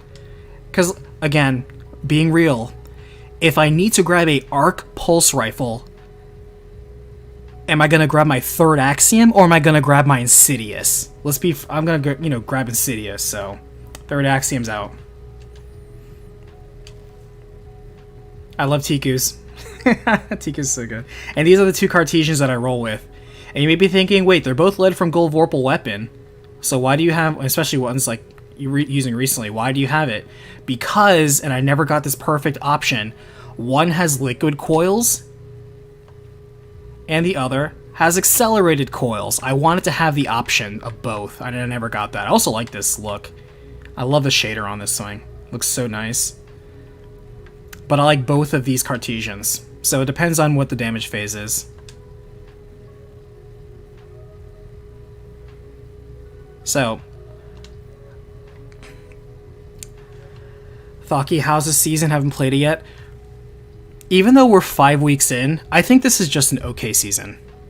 I think it's just an okay season. The storytelling element is a little lower than what we've got for the last 2 seasons. The last 2 seasons, storytelling have been on point with the storytelling.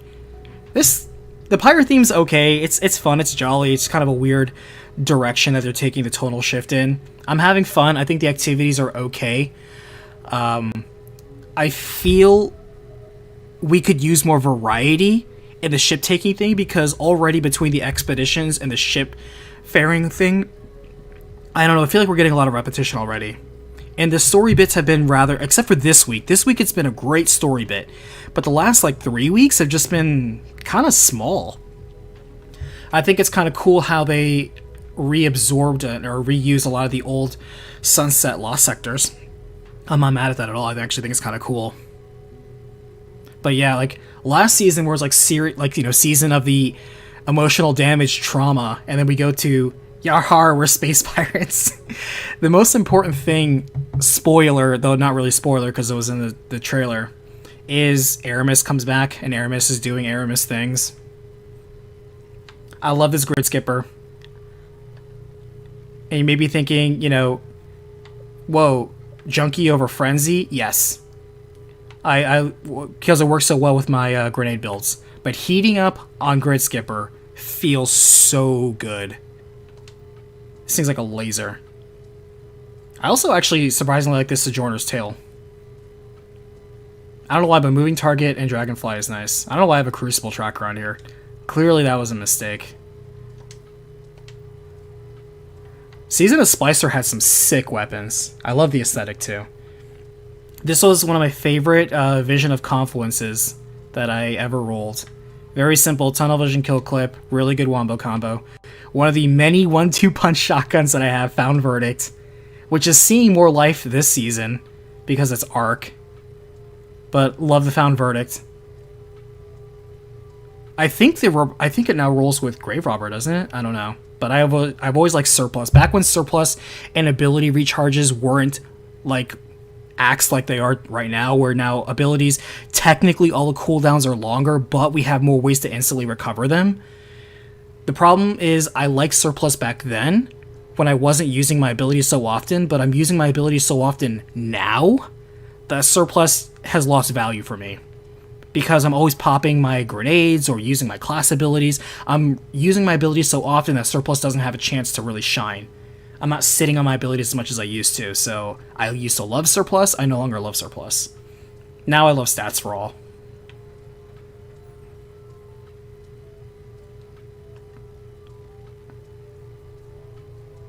I don't love this roll on the Time-Lots Vision of Confluence, but it can't run... Oh, it doesn't roll Grave Robber? Okay, never mind. Wishful thinking. Would be cool, though. I think I've used this in GMs, mostly. This is like my GM Vision of Confluence. Frenzy is just easier to proc in a GM for the most part. Killing Wind was appreciated for the long term. You don't need Zen movement on a scout rifle. Good old Null Composure. Null Composure is the other one. Null Composure is another ritual weapon that, like Salvo, like Ascendancy, it just does so much work, and it's so good at what it does. Like, when you need a Void Fusion Rifle, yeah, some people like the Throne World one. I don't love the high-speed Throne World one, to be honest with you. I do love Null Composure, though. Null's great. I could probably delete this Vision of Confluence. I clearly haven't used it for quite a few seasons. I feel like I'm gonna do that. Even though it's time lost, even though it's masterworked.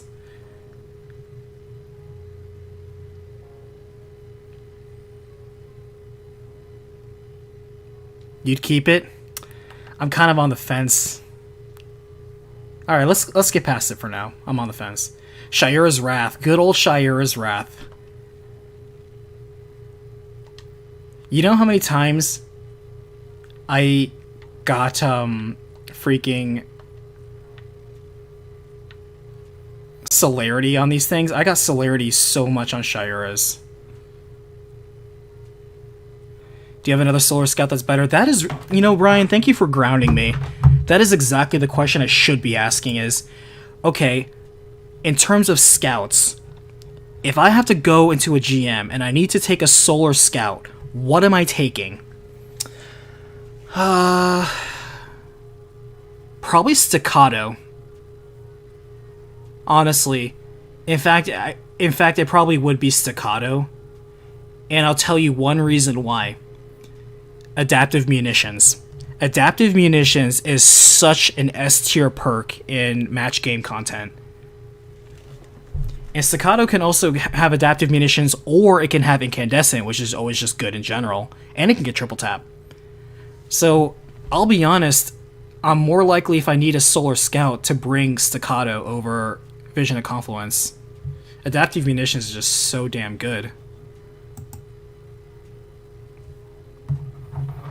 Oh, the only other Solar Scout is Staccato. Oh.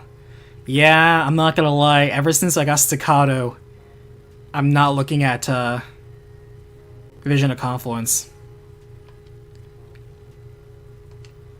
And I also like Explosive Payload over Incandescent. I would probably pick Explosive Payload over Incandescent. But when it comes to this, yeah.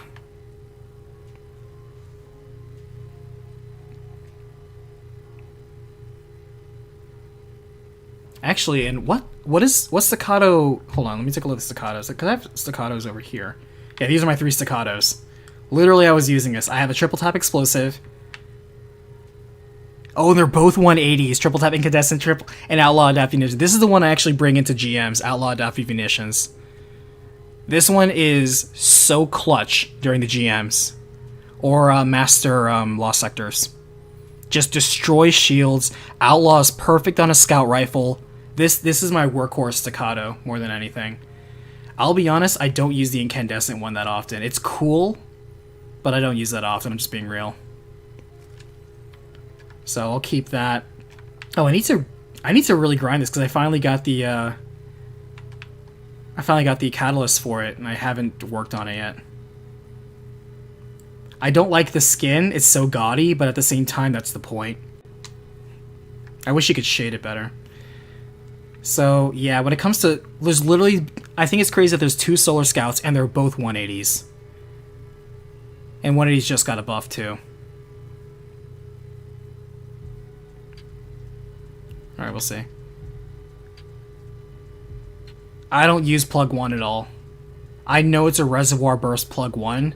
I think Plug 1's been outdone.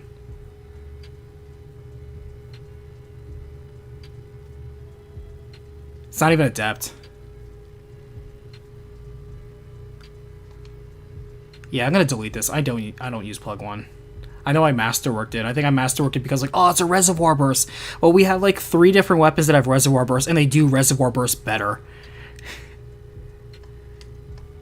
In fact, the new raid weapon can roll with Reservoir Burst, and it's craftable. And it can do better, because you can overflow the magazine. So, yeah. Sorry, Plug 1. You're out.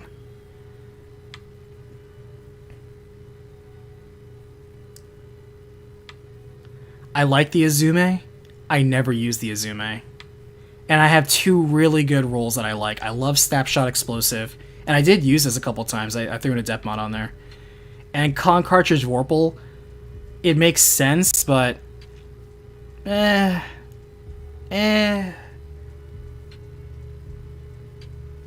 It's such a good option, though, for sustained DPS. This is more of a PvP roll, but I'm not really going to use it. It's the best energy special sniper. Is it really?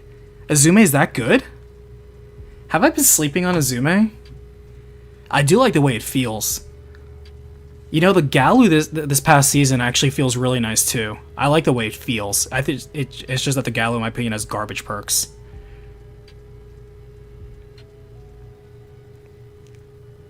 It's cracked? Is it really? Have I really been sleeping on Izume? Man. In that case, I'll keep both of these then. I do like Clown on a sniper, and for Vorpal, it's just better for PvE for sure, because when you're going to be axing those champions and bosses, you know you're going to be using Vorpal. Vorpal on a sniper just makes sense. You use this exact role? Okay, cool. Then there's no point in keeping 2 then, if this is going to be my PvE role. I think I should just delete this one, right? The explosive payload. Even though I like that option, we're probably going to be using this one, right? So delete this one. Delete explosive payload. Yeah, I'll delete it. I can live without it, it's fine. Believe it or not, Shayura's, by the way, I like hipfire on this thing. You know what's cool about this? I think I can actually get... I think I put the range mod on it, I can actually get 100 range. It's hilarious. Borrowed time. I am gonna go ahead and delete this. Again, when it comes to solar submachine guns, let's be for real, we're gonna use Callus Mini Tool. Kalayo, how are you? Favorite YouTuber plays Destiny? Very thrilled that you say I'm your favorite YouTuber. But yes, I absolutely play Destiny 2. And if you also want to play Destiny 2 with me, then absolutely. Go ahead and send me a Bungie friend request. And if you're looking for a clan that likes to do raids, I'm all about that. Hold on. Yeah. While I'm here, let me accept these invites. Blue, which one is that? We got Suni, which is right here. Is that you, Sandwich? Are you blue? Dabu dabu da.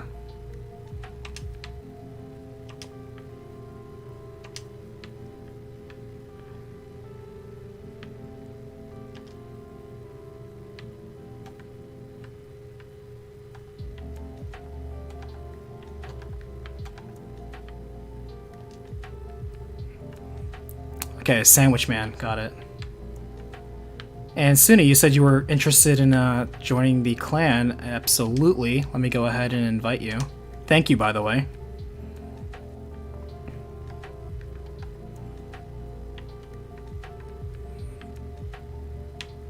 But yeah, Kalayo, if you are interested, then just hit me up. I'm Oni Blackmage 2148. Go ahead and send me a friend invite. I'm always looking for fun people to play Destiny with. I love this game. I play it too often, and I'm always down for meeting cool new people. You have to be chill and have a sense of humor, though, just being real. Never invite me to play Trials or PvP, but always reach out to me if you're down to doing dungeons or raids, because I am too.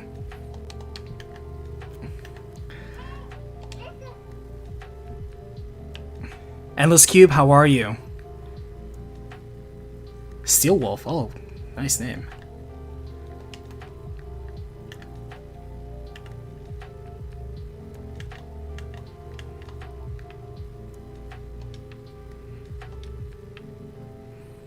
Yoink.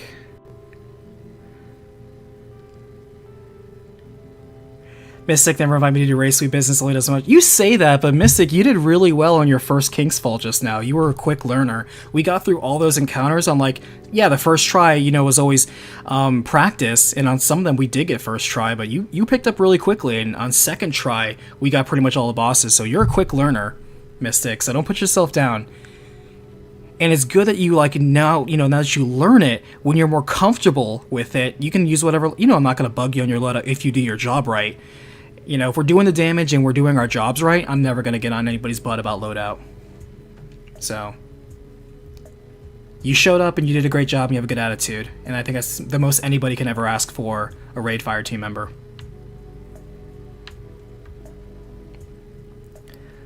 Alright, where were we? That's right, yeah, borrowed time, sorry. Killing when Rampage I would normally love on a submachine gun, but we have Callus Mini Tool.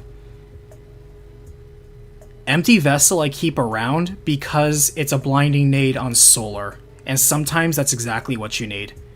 Normally I don't like lead from gold, but I kind of like it on a grenade launcher. I just kind of wish there was something else for that.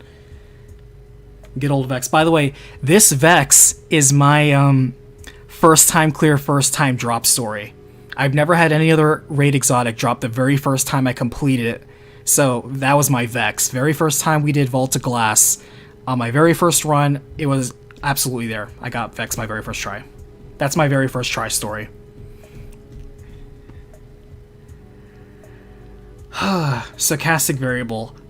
I want to like this, but I think the new 900 arc submachine gun from Crucible, I think that one, I think people say is better. I've never liked Stochastic. I just kept it around because it was arc and it was a 900, but even though Feeding Frenzy Multi-Claw I think is like the best option I found on it, I've never liked this gun.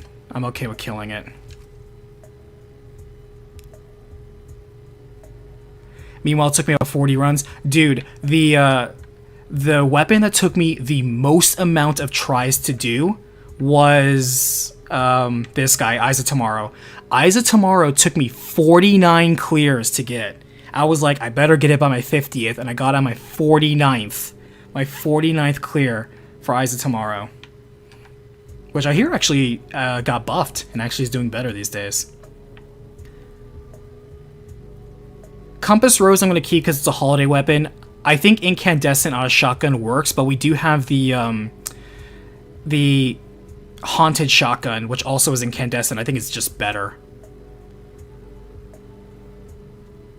Vash, are you in here trying to steal some XP?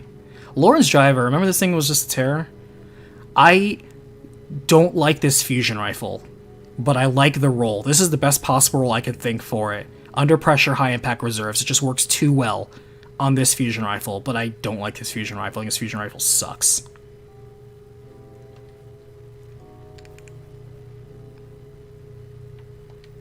I like the way it looks, though. It looks so clean. I love this aesthetic for this season. For that season, I think it was cool. The lore was really cool too. Like all the lore that season was really nice. I loved how these are actual like piano strings and keys for brass instruments, and the reason why is because when you, according to the lore, when you basically shot this weapon or had it, it would basically have these sort of music tones that would counteract Savathun's song. I thought that was so cool. Draconis is still a terror. Season of the Lost. I think it was Season of the Lost is the name of the Haunted season. So here's the thing. When this came out, I love this wolf tone draw. I used this wolf tone draw almost the entire season. Archer's Temple and Dragonfly on this thing was such a good ad clear weapon. I loved it. I still love it. But then we got Adagio. And I was like, I wish I had both. And Frenzy too. I think they nerfed Adagio on bows though. They did nerf Adagio on bows. This was back when Wolftone with Adagio could one-shot a Guardian. It was super nasty. I might keep it on just for that. Okay, so the only reason I have this auto rifle, because I do not like this auto rifle, I think this auto rifle's trash, is because it's another bugged one. So this is another bugged Xur weapon. It looks so cool though, this aesthetic looks so cool. I think this was a garbage auto rifle.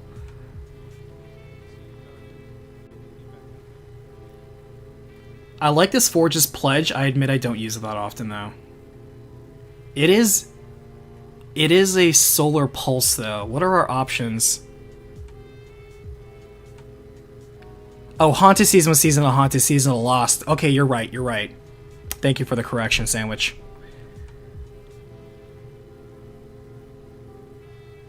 For Solar Fusion, Cartesian? Oh, absolutely. Endless Cube, it's not even a question. If I need a Solar Fusion, immediately whipping out the Cartesian. Cartesian was excellent the moment it launched. Not even a question. The BXR's way. Oh, that's right. We do have a significantly better Solar Pulse Rifle. You're right. I need to play more Dares is what I need to do.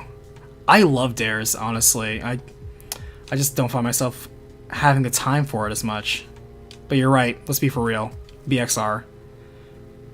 So I really liked this Subsistence Thresh Comedian. This was back when Comedian was the only shotgun that rolls Subsistence. But let me tell you where the Comedian really, really shines. And that's when using it with the backup plans Void Exotic for Titans, where every time you kill something, it will give you like an overshield, a Void Overshield. And with Subsistence, and with that mod that if you're surrounded by enemies, it gives you free shotgun ammo, you can fire this thing forever, and you will be gaining overshields. And because it's Thresh, you'll also be getting super. Other than that, the Comedian sucks. But for that one specific build, I was like, this is actually really fun. I went through a raid with it one time. It was, using a shotgun as an ad clear weapon is surprisingly satisfying. And it's not something you usually ever want to do, because like, why would I use shotgun for ad clear?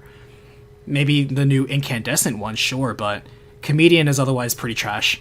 But I like the way it looks. God, Bottomless Grief, I will never love that. Such garbage. I love the way it looks. It's also adept, and it has a role that I like for a build, so I'm keeping it. Okay, Sorrow's Verse. I have 3 Sorrow's Verses here. I like all of the roles. I hate this gun. I hate this gun so much. I'm going to delete all of them.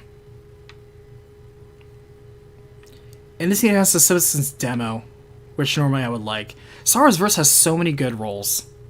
And I have so many different multi-rolls too. But when it comes to a 600 RPM ARC auto rifle, it's not even a question in my mind. I'm going to whip out the, what is it called? Sorrow's Verse, I think? You know, Sweet Sorrow. The Sweet Sorrow auto rifle, I love that gun. Simply put stats for all, one for all on it, it does so much work. I'm never going to use Sorrow's Verse. It's funny that both are called Sorrow.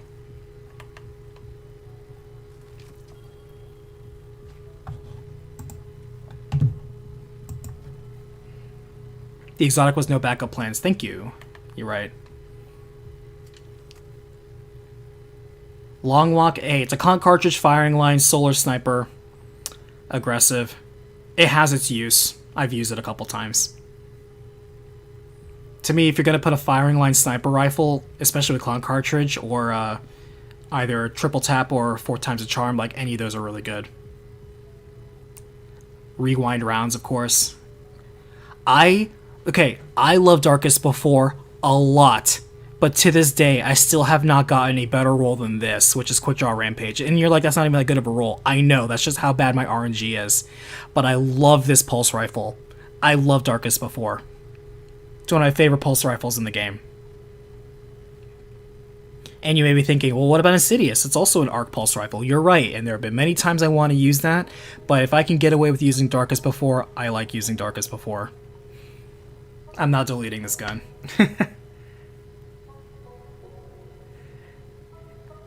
We can try rerunning it to get it. Oh, anytime, I'm down. I'll tell you right now, my favorite dungeon is Prophecy. Prophecy is my favorite dungeon. I never get tired of that dungeon. I love that now it can go on rotation. I love almost all the Trials of the 9 weapons, too. I still want to get a better judgment. I still want to get in a demo junkie, the auto rifle. What's it called? We were just talking about it. Last Breath.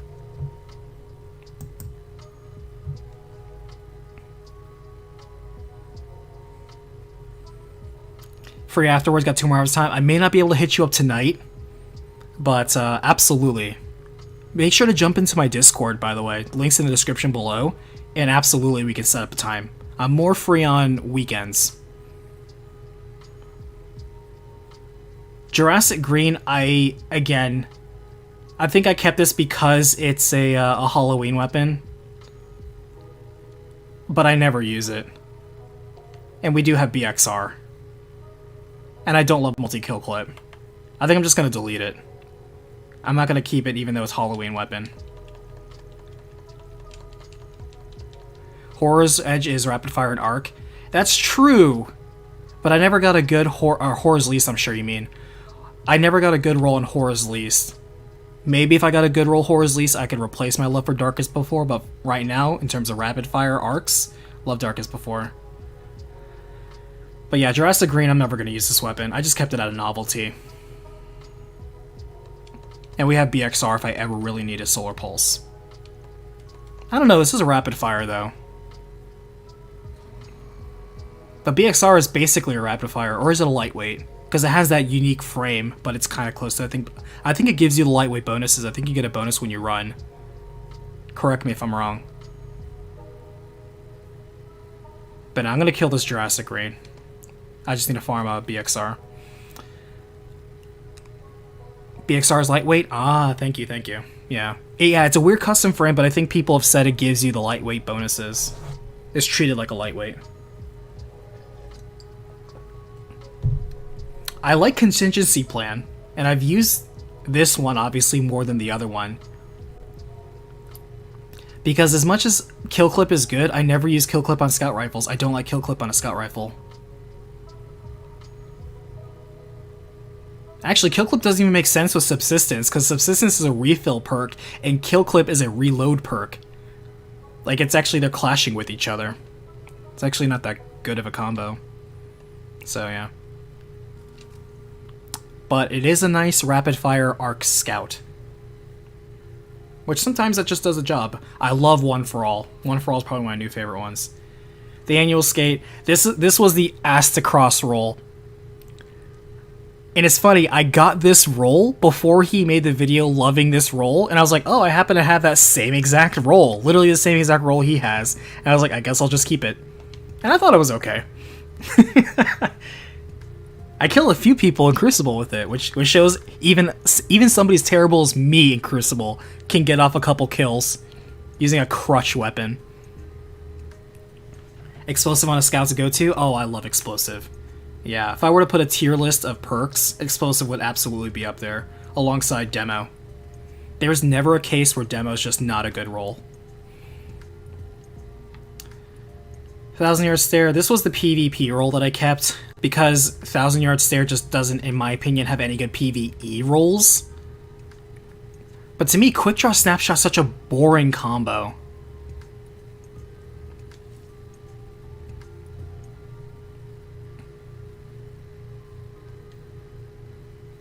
I don't know, I might keep it anyway. Matador. Hey Brightburns, how are you? Thanks for jumping in. We're just looking at my vault, doing some chill chatting while I am deleting as many things as I can. We were at like 600 things here, and now we're actually deleted 50 things. We're just talking about god rolls and things like that. I want to like Matador,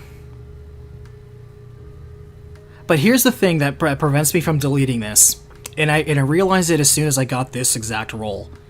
So Golden Tricorn is normally a pain in the ass to trigger, because you have to get a kill, and then you have to sacrifice an ability just to get 50% damage for like, what, 10 seconds? And yes, 50% damage is huge. But like, how often are you going to be able to do that? Until, they revised the Arc Buddy on Warlock. And it's like, wait a minute, Arc Buddy kills count as a grenade, which means it will proc Golden Tricorn on this Arc Shotgun. So it's like, I kind of feel like there could be something there, some synergy. Golden Tricorn work really well with Arc Buddy. I think it's worth a shot. So I'm keeping this for a future build idea. Also, Threat Detector on shotguns is just awesome. Love Threat Detector on a shotgun. It's because it's always going to work. BXR, I could probably delete these. I like the new Incandescent on the BXR. I also like this one, the Outlaw Kill Clip. This is what I used for a while, but until I can craft it, and I don't have it yet, I'm just gonna delete this and just keep this for now. Normally I don't like Kill Clip on a lot of weapons, but BXR feels really good. Arc Souls counts for... Yes, it does, yeah. Arc Souls counts as a grenade kill. So if you have anything that gives you bonuses for grenade kills, or like bounties for grenade kills, Arc Souls counts. Demo Blunt, oh yeah. I'm never going to use blunt execution rounds in PvE for high-end content. The last thing you want to do is run up and melee something, unless you're throwing a hammer at it, or shooting it with your lightning hands, or throwing an explosive knife.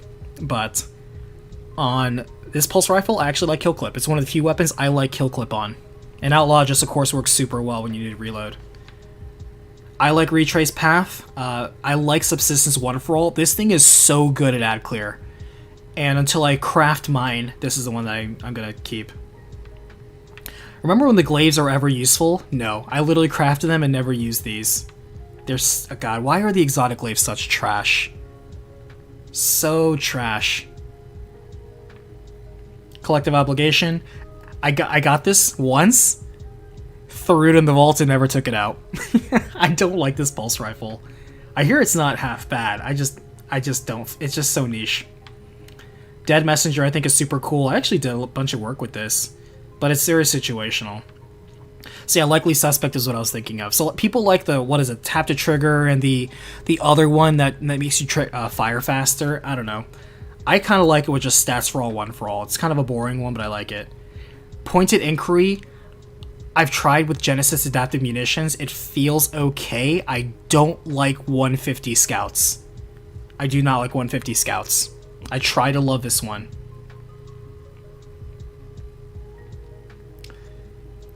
Can you tell I use that Enigma enough? I like the Enigma when it first came out. I like glaives. Glaives are awesome. It's like, it's the legendary version of swords, but well, there are legendary swords, but you know what I mean.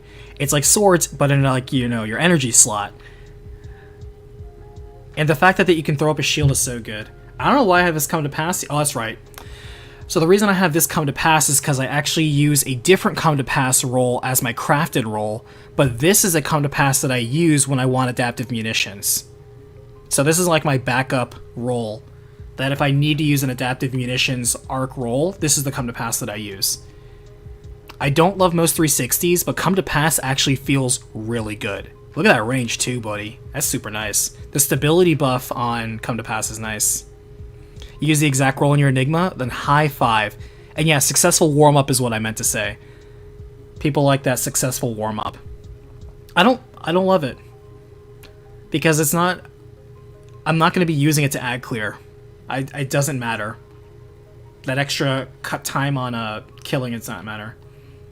So here's the thing. If you have not played... This is not the role that I want. I need to go back and reshape it. I want to get to level 16 to get the ones that I want.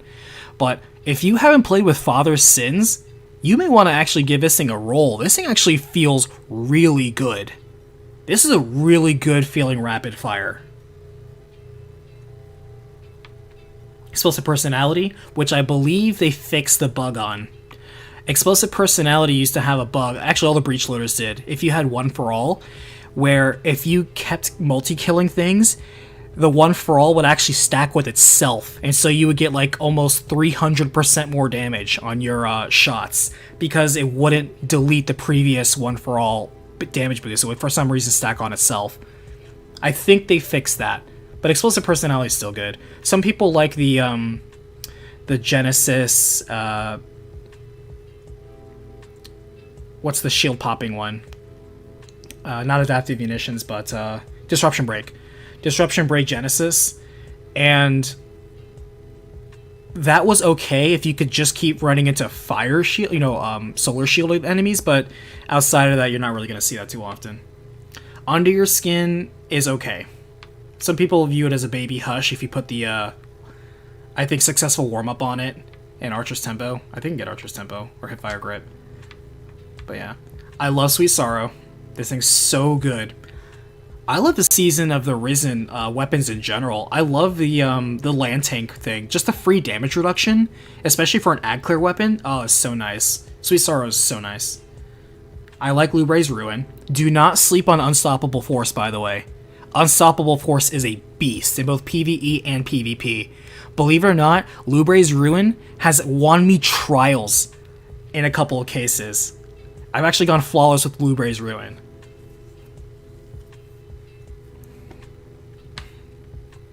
Good old Forbearance. Good old Insidious, which I don't use enough. I don't know why I have the Adept Insidious. I think I got it just because. But, yeah, Demo One for All, whatever. I'm just gonna delete it, let's be for real. I'm never gonna use this. Frontier's Cry, I always liked. I don't know why I have 3 of them, though. Rapid Hit Kill Clip, I'm more likely to pick Adagio, because again, Adagio on a hand cannon is the best return. Because Adagio normally is, on most weapons, 20% reduction in firing rate, but a 20% bonus on damage. But on hand cannons, and I think fusion rifles, it is minus 15% rate of fire plus 30% damage. So it is very good on 180s. Glaives are slept on? Oh, absolutely, especially in PvP. They're so slept on. Because people, like, they see the shield, they freak out. And they shoot it, which they don't realize when you shoot a shield and you have Unstoppable Force, it can one-shot a Guardian. Especially if you have any sort of thing, because it's a 30% damage boost, I think, with Unstoppable Force. It deals at least 160, and I think if you have any other damage bonus going on, like Radiant or something like that, it's easy 200 damage plus. It can one-shot Guardians. It's so funny how many times you can sneak up on somebody with a glaive. And when you start stabbing people with the glaive, they don't see it coming. They start flailing. They just die. They don't know what to do. I like Stats for All, and I like Adagio. But I also like Rapid Hit, and I like Adagio.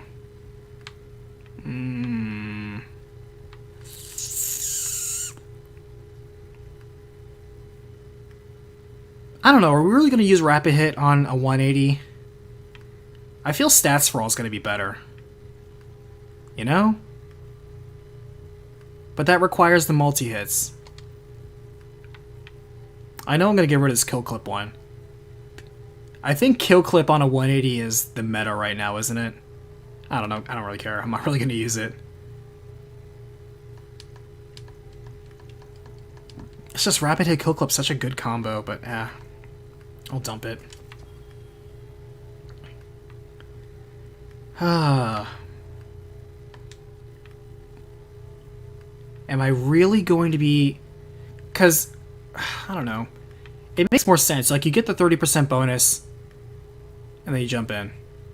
Sandwich Man, you're going to do a raid. Good luck on your raid. May the drops be with you. Thank you for chatting with me, Sandwich Man. I appreciate you. And yeah, we'll definitely run dungeons, or even if we need a raid together. Absolutely, I'll shout out to you guys.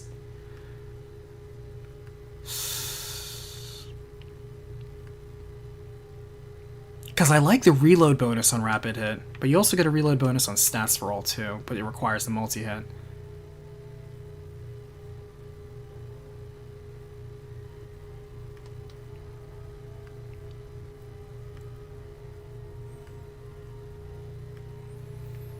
Endless, always down to raid? Absolutely, then make sure to join the Discord and tag yourself with Destiny 2.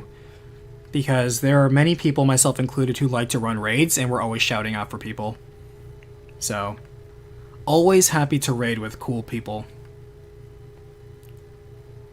Nemesis, how are you today? Thanks for the cheer, appreciate you. Chat, what would you say? Stats for All or Rapid Hit on Frontier's Cry? I think this is a good solar hand cannon. I personally like 180s. I know 180s have gotten a lot of flack for years. But even without the buff, I think they were always okay. Again, PvE more than PvP. I just don't know which one I'm going to use more.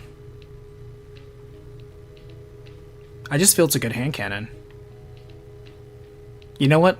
My heart says I said Rapid Hit. My mouth said Rapid Hit. My heart says Stats for All. C-Plot, you have 0 raid experience since you barely started this year. Hey, C-Plot, I can be real with you.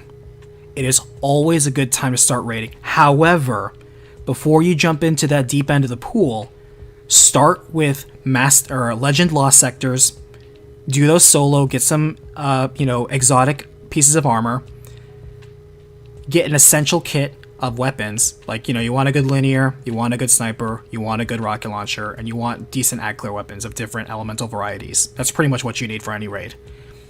And after that, there's only 3 rules you need to worry about in any raid. It's very simple. Stay alive. Kill everything. That isn't a wipe mechanic. And don't die. You follow those 3 rules, you're going to be fine. And practice with dungeons. Dungeons are great ways to practice for raids. If you can survive dungeons just fine, then you're perfectly good for a raid. And honestly, if you want to practice like some of the raids that are like the easiest to learn, in my opinion, have the most gentle learning curve, that would be Vault to Glass and the new King's Fall raid. They are very gentle to learn. But they still, you have to pull your weight all the same. After that, I would say the next biggest learning curve would probably be Deepstone Crypt, which is my personal favorite raid. I love Deepstone Crypt the most. It's my favorite raid. Then I would say...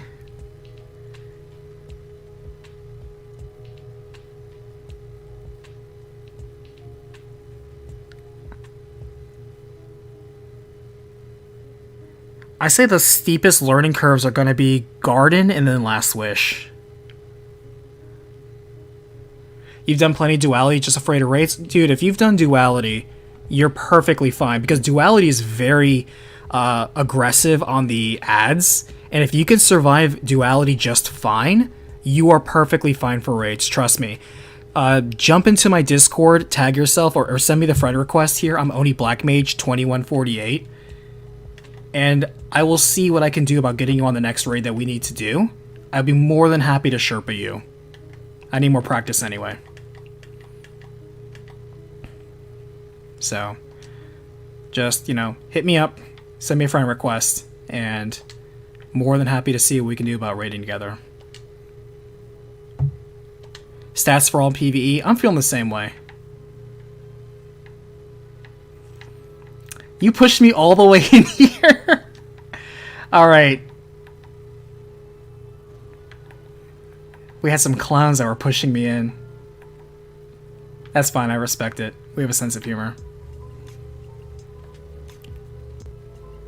That was either Vash, or it might have been Sandwich, one of you guys. By the way, Touch of Malice, by the way.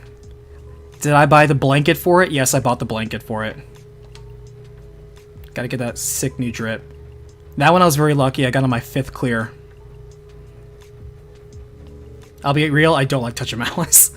Yes, in certain situations, it is very, very strong. It is one of the highest damage primaries in the game. But it is incredibly specific situations. Anyway, I think I'm going to be undecided on Frontier's Cry. I think I'll play with both of them and see what I like.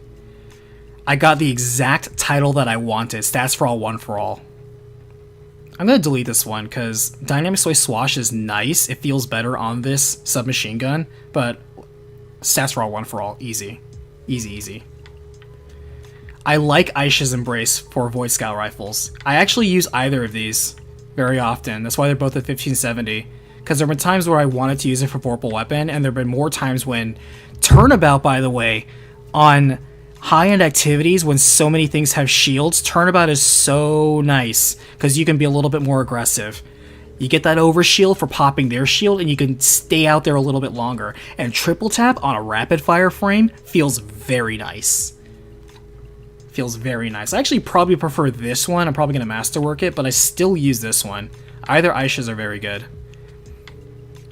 And this, by the way, is this combo right here.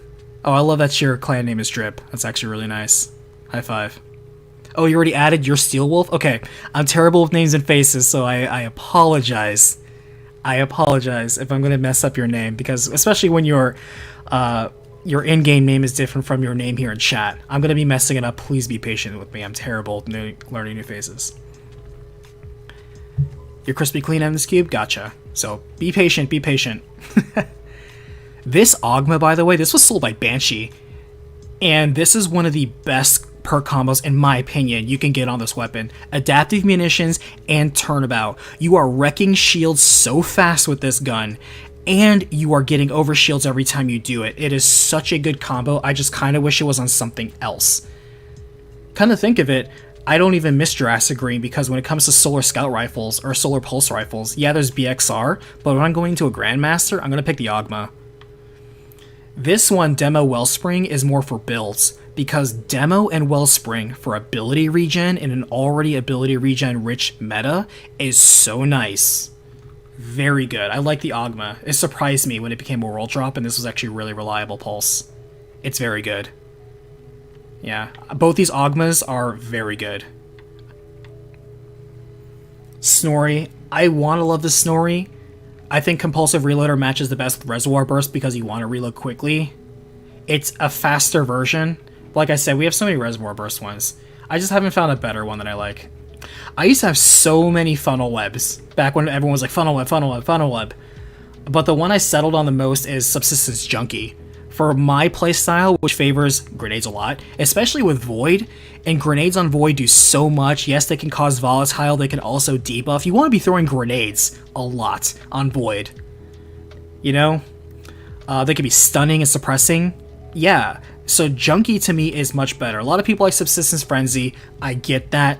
I get that the reload speed is what you want, even though Frenzy is just a 15% damage increase. You want that plus 50 reload. But to me, in the situations where I need to reload, I'm already ad clearing past the 12 seconds it needs just to proc that. And the fact that it goes away if you're not in combat or being shot at or shooting in 4 seconds, and you have to reproc it again in 12 seconds is not worth it in high end. And besides, if you're playing casual level content, it doesn't even matter what Void weapon you're using. You can use a blue submachine gun, the Farina I think it's called, and you will do just as much work as Funnel Web. Funnel Web is, when it was, like, you know, in the height of its popularity with volatile rounds, in my opinion, overrated. I will absolutely combat any on that is overrated. Post volatile rounds, I think Subsistence Frenzy is still not the optimal role for it. This is just used for bank. I do have a Subsistence Frenzy role because I like, you know, let me try it out. I'm like, this is okay, but this is better. Subsistence Junkie. Sandy, I'll be back. Don't commit any crimes as leading God rolls. Hey, baby, I'm all about collecting them God rolls. That's how I roll. Believe it or not, as much as I don't love sidearms, the Redback is actually a really good feeling one. I remember when this became a world drop, and I, picked it up, I was just testing with it, I'm like, this actually feels great. And Subsistence Rampage, a classic combination. I really like the Redback with this combo. And Vice Stinger is nice when it kicks in too. I like refill perks better than reload perks. But yeah, if we ever see more sidearm action in the future, Redback is pretty solid.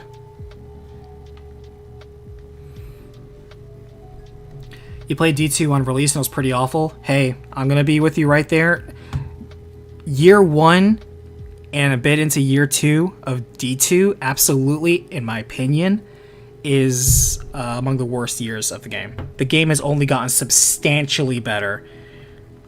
Year 3 and definitely 4, and then 5, 6, and 7. Like, the last couple of years for Destiny 2 have just been fantastic. When they started becoming the free-to-play / pseudo-MMO model, it really started kicking up. And by the way, fun fact, over this past month, Destiny 2 is not only the second highest population FPS in the United States past Call of Duty, it is also the second most populated MMO in the world after World of Warcraft. It actually just crept past Final Fantasy XIV.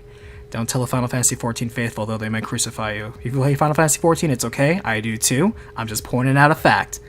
Not saying one's better than the other, they're both different games, but I am saying that Destiny 2 is currently the bigger populated game. Active player numbers shuffle, of course, but, facts are facts. Let's just be real. But yeah, check it out. Check it out. This is the only Cantata roll that I've tolerated. And it's 1582. So I've used it a bit. But rapid hit time payload, in my opinion, is the only Cantata roll that I like. I'm not a big fan of Cantata in general, though. I agree with you that the Fugue is a good sniper rifle. I think somebody mentioned that earlier. You have a Stats for All, 1 for All Redback. That would be a solid roll too, to be honest with you. Stats for All, 1 for All is just such a good wombo combo. I love this Fugue right here. I used this a lot during last season. 4 times the charm firing line, really great for sustained DPS.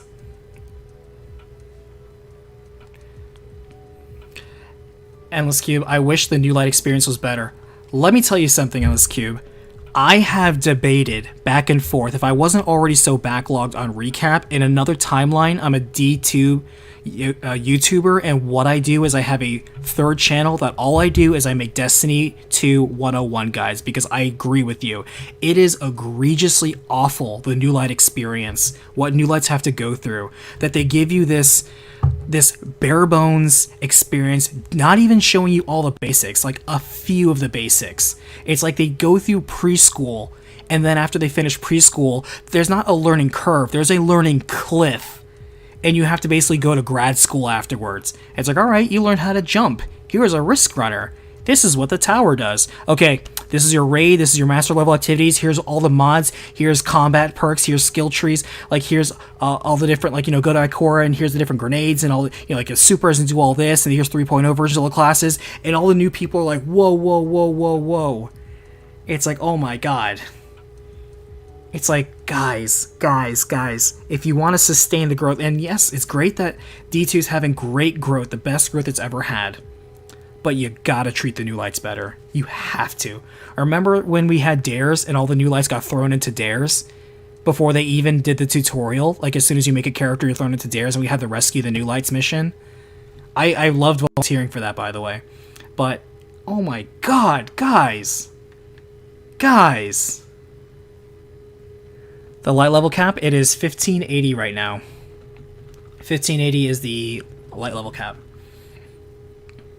It is obscene how much they mistreat new lights. It is unfortunate. I don't blame people when they say I tried Destiny 2, and it's like, please play with me or some other people to really kind of hold your hand, because the game just doesn't hold your hand. They kick you off a cliff, Spartan style. And they're like, I tried it, and I just got overwhelmed. I didn't know what to do next. I kind of got off to it, so I dropped off. And it's like, oh, pangs my heart, but I understand what you're going through, because it's not fair. It's not fair. Anyway, except for the Father's Sins with freeing a rapid fire for an adaptive frame, I really like the Fugue. It's a good sniper rifle. Feels good to shoot. The perks on it are great. I love 4x firing line. Good old Hollow Denial. I need to level you up more. So I don't love Forgiveness. I'll keep this because it's Demo Junkie and it's Adept. I'm going to be real. I'm going to delete this. I do not like this sidearm. I was very disappointed with it. Unforgiven. I need to play with this more because I love Demo Junkie. It's one of my favorite roles. Again, I love the ability. I love throwing grenades, especially on Void. But here we have 2 submachine guns in Void that I think are very meh. Because it's so weird that the Void submachine gun archetype has so much competition. Yes, you have Funnel Web, but you also have Shayura's, who just has the best base stats out of all the submachine guns, and also Kill Clip on it's very good. But then you have Unforgiven, which honestly is not that bad, and Bitter Spite's a good perk. And then you have Hero's Burden, which I think Repulsor Brace can be used for builds, very specific builds, but both of them are just kind of okay. They're both okay, and I really don't see myself using them. I want to love them, but I just can't. I don't know, maybe I should play with them more, but I don't know. Do you guys use Unforgiven or Hero's Burden? I don't know, I don't see anybody talking about these.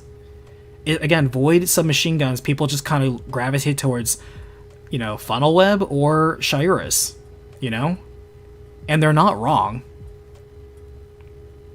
Or even in my case, I like the Moon one. I even use the Moon one more than I use these.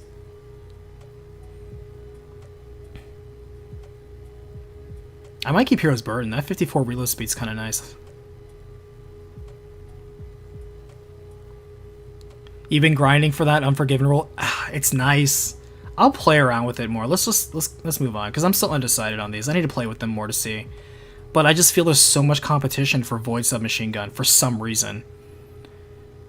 Wizened Rebuke. I don't like this. This is like the only roll I got, and I don't like it. I don't like this fusion rifle. I don't even know what's good on it. It's a high impact. It's slow. It kind of sucks in my opinion. Look at that 0 reload speed, by the way. Look at that glorious 0 reload speed. Oh, baby. That's some boss DPS right there. Hey, Slayer, how's it going? You need a duality run? Yeah, let's set up a time whenever you're free, because you're the one who has a bit more of a restrictive schedule, you and Vash. So, yeah, let's set up a duality. I still need a 1580 cloak on my Hunter. You know, we just did that whole raid, and I didn't get a single cloak drop. I just need the cloak. That's all I need, and then my Hunter's done. Then all my character classes will have 1580 everything. So, yeah. But yeah, Wizened Rebuke, this thing, in my opinion, look, he sucks. So you're gone. This is the Gambit shotgun I got. And go figure, I also got Subsistence Tricorn. Actually, I might keep this over Matador. I need to try these, because this is rapid fire. And Golden Tricorn, again, works really well with Arc Buddy. And Subsistence is pretty nice. This could work. This could work with Arc Buddy as a shotgun. Just running and gunning. You have your Arc Buddy shooting, getting a Golden Tricorn procced. You're also rapid firing, shooting stuff. You can add clear, and every time you add clear, you get free ammo back, and it automatically refills with Subsistence. This could work on a Warlock. I'll hold on to this. So we did get an Adept Horror's Lease when we ran GMs last season, back when I can't remember the GM. It's already getting late. We only tried it once. We did it. We got Platinum, of course. I got my Adept Horror's Lease. This roll sucks. I'm probably gonna delete it because I do not like this. I don't like this roll at all. It kind of sucks. And I don't think that the base stat package on Horror's Lease impresses me as much as Darkest Before. So I'm not gonna delete it because I think Horror's Lease, people said it was backup corrupted. Thank you, the corrupted. But Horror's Lease is back on the menu this season, so I'll delete this because we're just gonna get another one. Good old Drang, baby.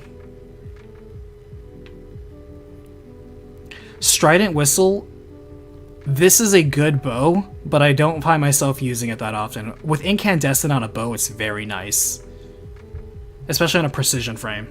If this was on a lightweight frame, it would probably suck, but on a precision frame, it's good. And Archer's Tempo is always good. And of course, these are my two staccatos that I really like. This one's just for fun, this one I use for GMs. What else we got? Oh, the good old Bad Omens. I feel bad I don't use this as often, but this was the Curated Gambit one. This is the Curated Gambit one. It came with that nice Gambit Chrome. I didn't even shade it. It came with Gambit Chrome. And, yeah, this one is very good. I used to clear out the Proving Grounds, the garage section with this. I like Sleepless a lot. It's one of the few rocket launchers, there's more now, but it's one of the few rocket launchers that roll with Whirlpool Weapon, and I really like it. I kept this as a build, because throwing a grenade, shooting a rocket, throwing a grenade, shooting a rocket was really good DPS. That used to be a meta strat at one point. I also like that it has 100 blast radius. Sleepless, don't sleep on Sleepless. You can still get this from Shattered Throne. And I really like it. It punches very hard. It's a very reliable arc rocket launcher. I've definitely taken this into GM still. This is the one that I use a lot. This thing is very good. Abide the Return, I never use this sword. It does have Whirlwind Blade though.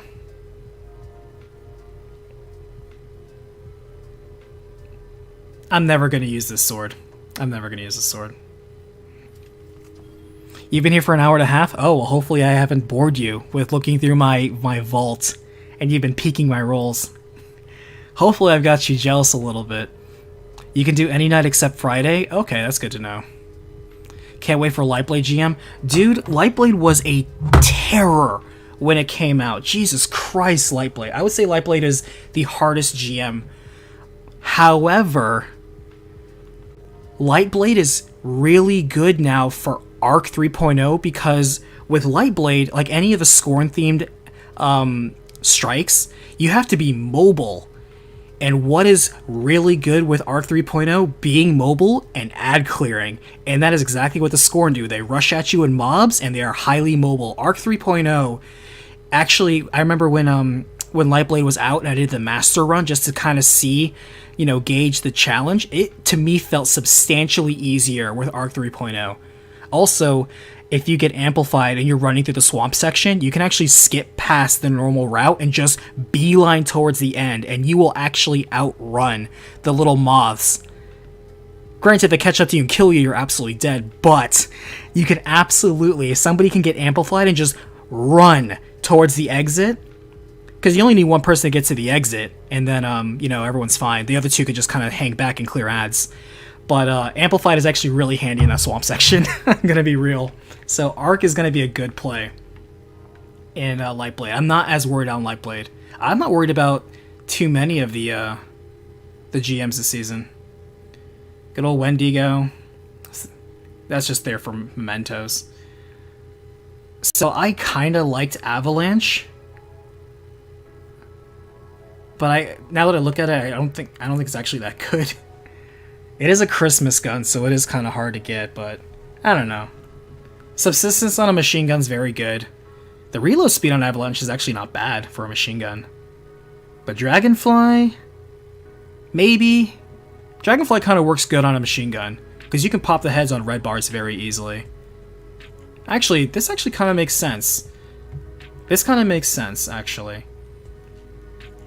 And the range isn't that bad. Kalama, what game is this? This, I am currently cleaning up my vault. This is Destiny 2. Slayer not jealous? Ah, sorry. But yeah, no, you and I fight very differently, and our priorities are very different. So yeah, our versions of god rolls are very different. That's why I think it's very cool to talk with other people here about what they think are their god rolls and what I think are my god rolls. There aren't too many decent solar machine guns. Machine guns are now relevant now, ever since they got the boosts that were horribly overdue. Because now machine guns do 40% more damage to red bars and 20% more damage to everything else. So they're actually really solid. I find machine guns super good in VOW, and I find them very good in Kingsfall. I was very happy when this dropped from the moon. I want to find a reason to use this, but Subsistence and One For All on a machine gun does work. Let me tell you what. It's a surprisingly potent combo.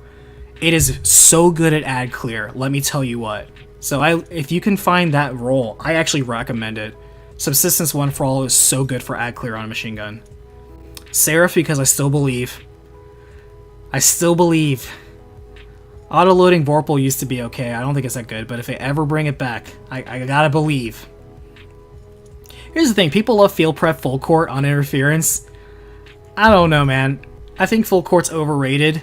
How far are you really gonna be when you're popping your grenade launcher? Come on. Also, who's popping a grenade launcher during boss damage?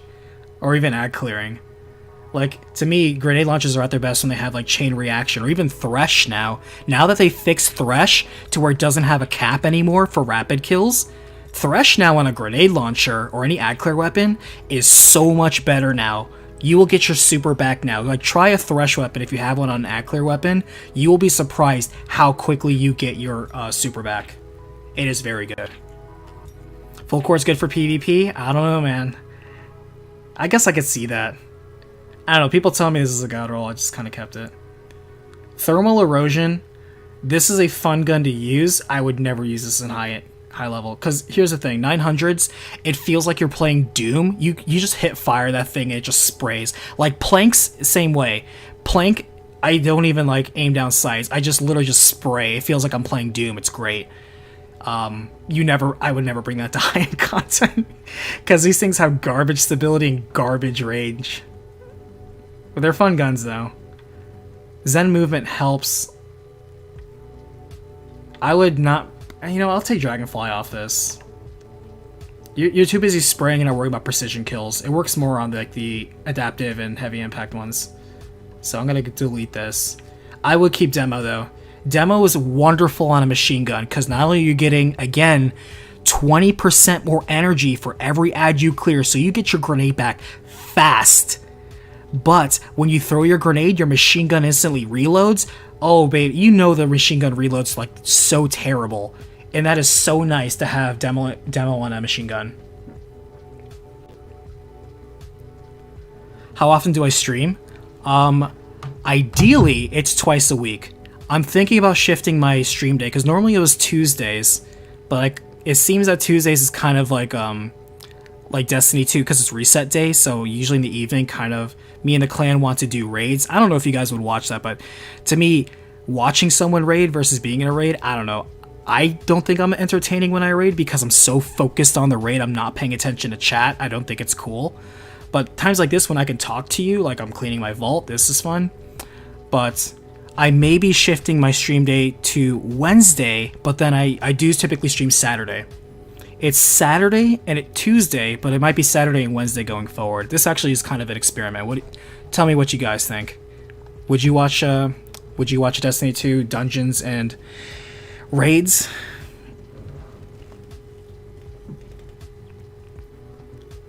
Would you like us arguing about callouts and me silently seething at not LFGs? Let me know, because actually some of the people I raid with are here in chat. You want to see the chaos? Okay, we'll give it a shot. We might have fun. Corsair's Wrath. This was the bugged one from Xur. Otherwise, I thought this one sucked. Blast radius on linear fusion. Xur, what were you doing? I didn't like this even when it first came out. Corsair's Wrath. Like, it's just that linear fusions didn't have a lot of options. Season of the Hunt only had like a couple of good weapons. Most of the Season of the Hunt weapons were just straight up garbage. I'm literally keeping this because it's a bugged weapon. So hear me out. I actually like Bequest as a sword. I use this a lot on my Arc Hunter melee build. This actually was very good, especially if you get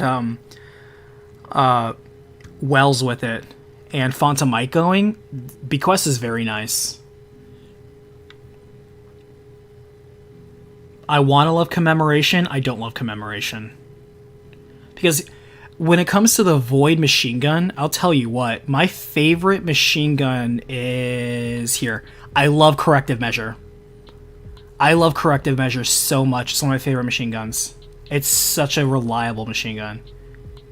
So if I'm going to do a Void machine gun, it's going to be Corrective Measure. Can Commemoration come with Reconstruction? Don't all the Deepstone Crypt weapons roll with Reconstruction? The reason why I kept this, though, is because until I had Corrective Measure, I do like Dynamic Sway on a machine gun, and Rampage just makes so much sense on a machine gun. Like, it's a good roll on an okay weapon. Crafted Half-Truth is probably the way to go with Arc Swords now. You're probably right, honestly.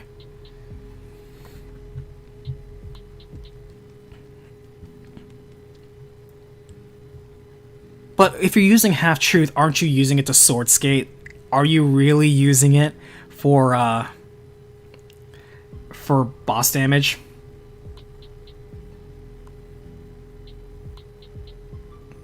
I'll be honest, I don't know how to sword skate. I just don't, like, yes, advanced movement tech, sure, but I don't know. The amount of deaths I've seen from misfires and flight mishaps on sword skating kind of turns me off.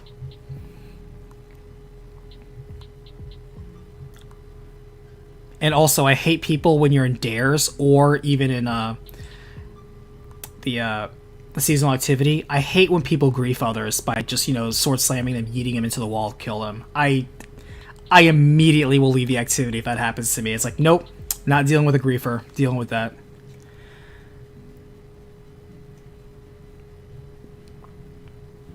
The moment I see somebody with a half-truths on, or the other half, I just keep my eye on them. Because if I see them starting to grief people, I just leave the instance. I was like, I'm not having that. Not having that. Let me see what Commemoration can roll with, because if I can get Reconstruction Rampage, that would be better. I might as well just delete it, because I never use this gun, though. It's a good roll on a gun I never use. Oh, Crowd Pleaser, this one I use a lot. I love Ambitious Assassin Chain Reaction on this thing. This thing does work.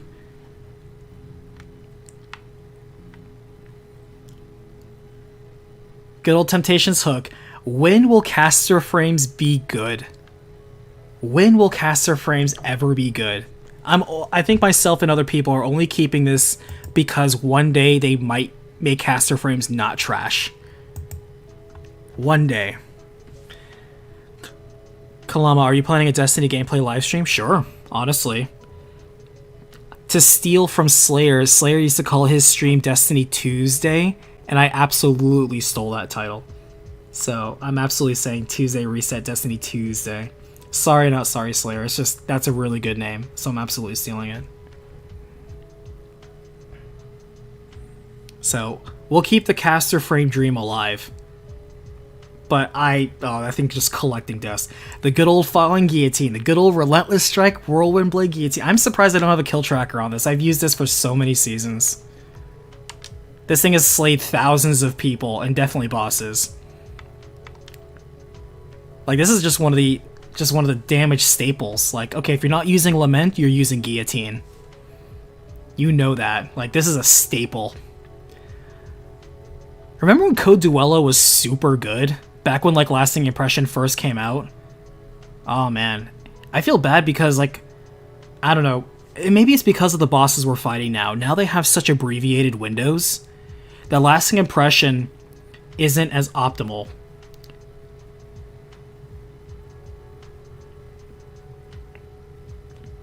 Because in both Vow and King's Fall, the mini-bosses and bosses have such short damage windows that Lasting Impression, sure, there's the Izzy Rocket strat that you can talk about, but I mean, there's so many more affordable options.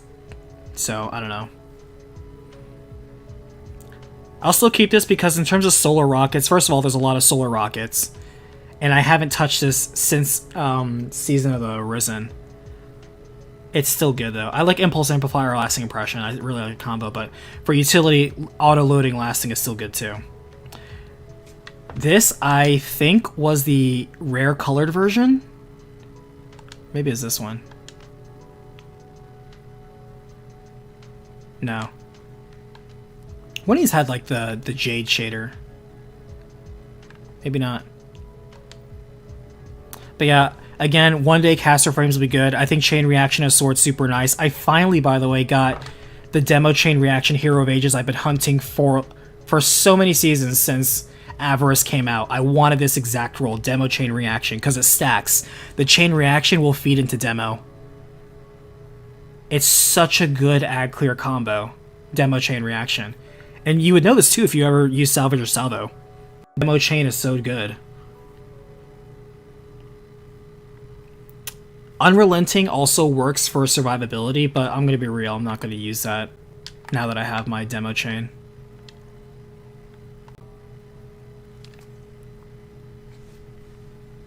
It does though. Demo stacks, Unrelenting stacks with Chain Reaction as well. It's a little inconsistent, I'm going to be real for you.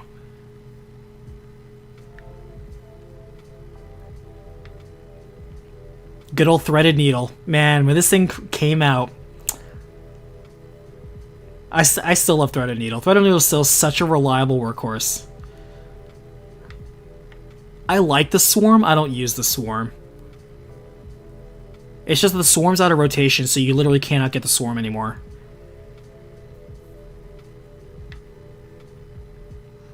I do like Dragonfly on the 360s and 450s machine guns though, because you can pop heads a lot easier with that, going for precision damage. And Dynamic Sway is nice too. If I had tapped the trigger, it'd probably be nicer. I think for Ag Clear, I mean, it's very clear I've been using this one more. It's 1579, and this other one I clearly have not been using. Even though I like One For All. I think One For All will be better on the 750 and 900s, because you're just going to be slapping ads so fast. But on a 360, you're going for more the precision shots. So I'm going to kill that one. This one's also Adept too.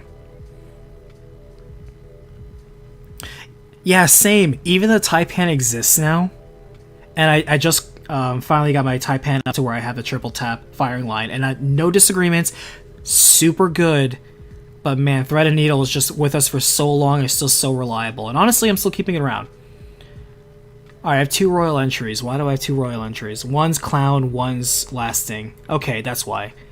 So for faster DPS, Clown, because whenever you load it, you always get 2 in the rocket, or 2 in the chamber. And Lasting Impression is just nice for general use. Which I remember, I actually used this one during GMs. Because, you know, you shoot the Lasting Impression rocket, and you move on your business, because it's going to auto-load in a few seconds. Royal Entry is such a reliable rocket launcher, too. Does Clown work with auto-loading? It does not. This actually is a conflict of interest, because Clown is a reload perk, while auto-loading is a refill perk. Auto-loading says it reloads your weapon, but it doesn't actually reload your weapon, it refills it. So it doesn't count as a reload. So it doesn't... Dude, if that actually worked, if auto-loading actually loaded 2 in the chamber, that'd be amazing. I kept this because of its flexibility, though. I kept it... But look at the damage difference. Look at Lasting Impression, 100 blast radius. Look at non-lasting impression, 45. Like, yeah, this one's faster, but this one is just more reliable. I think that's the reason why. One day, I think silently in my heart, I want it to stack one day. I want them to be like, auto-loading now reloads your thing. And it's like, they'd be like, dude, if you have auto-loading and Clown, it actually loads 2. That would be nuts. It doesn't work that way, but that would be nuts. I think I'm keeping this out of bizarre hope, but honestly, 50% damage reduction for firing faster is almost not worth it. I think that's why I kept this one more so than this one. Shattered Cypher is a fun gun to use, especially with heating up and especially Rampage. I would never use this in high-end, because 900 RPM machine guns, nah, that's not the way to go in high-end content. Great add clear weapon, though. You also can't farm it anymore, so... Yeah. Corrective Measure, yeah. Very good. The good old Hezen Vengeance. I don't use this one because I didn't get the roll that I wanted, but it does have overflow / auto loading. I think once Vorpal got nerfed on heavy weapons, I really stopped using Vorpal a lot. You know, like a lot of people did. When it drops out of 10%, no, that's not it. There's so many other ways to get more damage than just 10%. Even though you don't have to do anything with it. I'm gonna delete this, because you can still farm this. Even though I think Master Vogue is a pain in the ass, you can still farm this better. Yeah, I'm gonna delete this. I don't use this. Actually, do I have a regular Hezens? Do I really not have a regular Hezens? Wow, I deleted all my Hezens. How about that? And I can tell you why I deleted my regular Hezens. Literally this guy. Ascendancy. Impulse Amplifier, Explosive Light. I was like, okay, I need to have just a general usage Solar Rocket Ascendancy. You know, if you're not going to use Galley. Just ever since, I was like, alright, goodbye, Hezens. It was nice knowing you. But yeah, I don't need that anymore, sorry. I never use Archon's Thunder, and this roll isn't even good. Rangefinder Thresh? Yuck, get out of here. Why the hell do I have this? Actually, it's funny. This Memory Interdict, I use a lot in PvP. Believe it or not. I don't even know why, but I found such a reliable PvP grenade launcher. Good old Quick Fang. Good old Crown Splitter. I have 3 hotheads.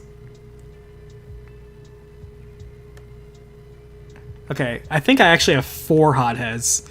When hothead was a rotation for a GM, I remember I was farming and I got so many hothead rolls. Okay, so I may end up deleting these other hotheads, maybe, because I actually have 4 adept hotheads, and the one that I currently use is my tracking explosive light one. That also has impact casing. And volatile.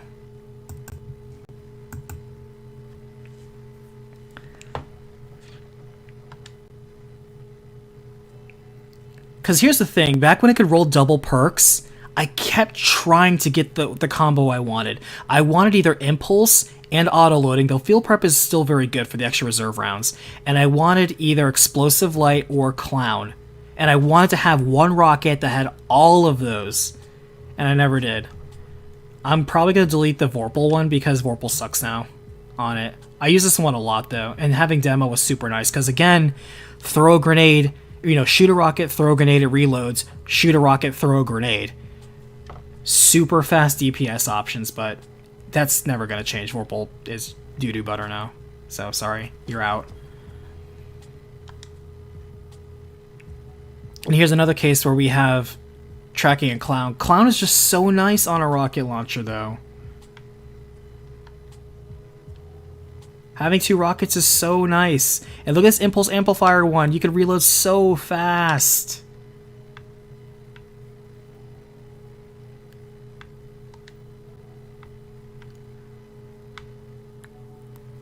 I'm going to delete this one, though. I kind of answered my own question, though, because the one I currently use is Tracking and Explosive Light, because Explosive Light is just so good. It's a bonus 25% damage that stacks beyond it. So yes, you won't be able to fire twice in a round, but you punch 25% harder. And the reload speed's not that bad on it. It's really not that bad on it. It's like 48. That's still pretty decent. And if you're in like a, you know, a well and somebody has the Lunafaction boots, then, you know, you're going to be good. So, yeah. I think Hothead was taken out of the rotation, too, I think. But no, I'm deleting that. I'm deleting it. It hurt, but we had to make the hard decisions.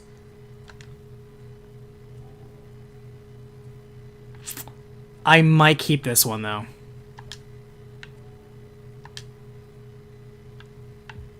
Just gonna be real. Field Prep and Clown is still such a good... Yes, it doesn't have tracking, and it doesn't have Explosive Light. But now we have 2 options. We have Tracking Explosive Light for the reliable hard-hitting one, and if we need to do fast DPS, we have Field Prep or Impulse with Clown, which can shoot rockets faster. So you know what? I'll live with this. I went down from 2 to 4 different rockets that both serve different functions. Hothead surprised me, by the way. I didn't think I would love this rocket launcher so much, but it's a good workhorse, honestly.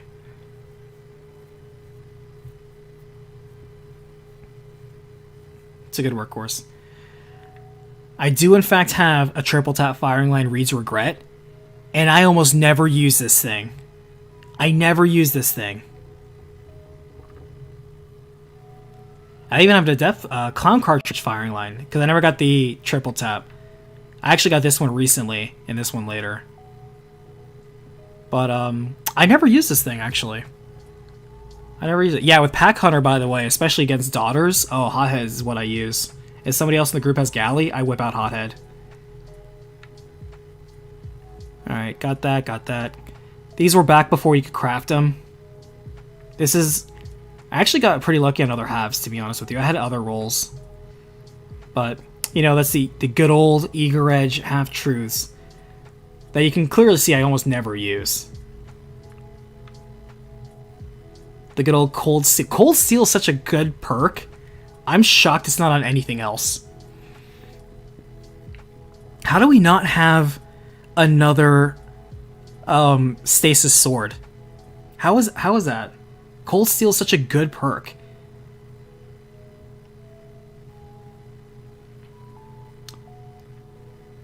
Let's see. Oh, I love Recurrent Impact, by the way. Stats for all, 1 for all, Recurrent Impact.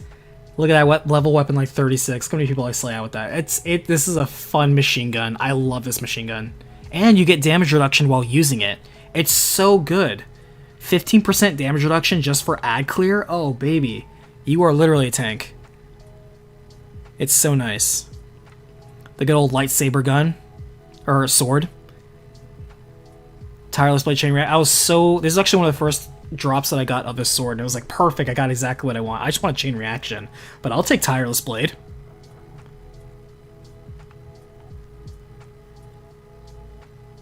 And actually, I had this other one first, Relentless Strikes. This is the one that I got early. That's why I masterworked it. Relentless over Tireless, actually. Relentless versus Tireless. Sword ammo granted for every other powered sword kill. Does that work with Chain Reaction? If I Chain React with a powered sword kill, do I get more sword ammo? That's worth testing. We'll keep that for testing. Relentless Strikes is always reliable, that's for sure. Because you can just be ad clearing like a beast. What they need to do with Chain Reaction, I think Chain Reaction has a silent cooldown, so not everything destroys it when you kill it. The good old auto-loading last impression Palmyra, part of the Izzy strat. This is just there for materials. I want to like Typhon. I don't like Typhon. I use it when I absolutely... But the thing is, it has so many good rolls. It has so many good rolls. Yeah, we're getting into the armor section now. Heart Shadow, by the way, that was the last drop that I need to get for the seal. Bump of the Night, I think, is not a very fun rocket launcher to use. Chain of Command, I literally never used. I can delete this Storm Chaser. This is not the Storm Chaser that I typically use. Hold on, let me double check. This is not my main Storm... I think it's not, because I think my main Storm Chaser is on one of my characters. It is. I use a Clown Cartridge firing line Storm Chaser. So this one's out. This is just a random fill. I have a bug, by the way. So before I did the quest that just gives you a Taipan, I actually had multiple red box Taipans, but it wouldn't let me, and it still doesn't let me redeem for the pattern. But I did the quest, and the quest gives you the craft quest, so you just craft it, but I craft it and I still don't have the pattern for it. So for some stupid reason, I don't have the pattern for it, even though I've gotten so many red box Taipans. So I'm keeping this one here in case they ever fix that weird bug, just for completion purposes. Even though I already have my crafted Taipan, I want to just have the satisfaction of knowing it's there in my blueprints, even though I'm never going to delete it. Alright, so here's how I'm feeling on armor. On most armor, if I use it a lot, I probably masterworked it. And I'm not deleting any exotics. So we may look at ones that are similar. But some of these are dungeons, or raid, and I'll be honest, a lot of raid armor doesn't really matter. And even if they do, like the 1 or 2 mods that are worth it are like, I can just put on my class item. So having a class item, raid item is fine, but having a full suit, just whatever. The only exception may be Garden, because stacking up those damage bumps really does help with the boss, but everything else is kind of whatever. I don't really need the raid armor from just about anything else. Nothing else really matters.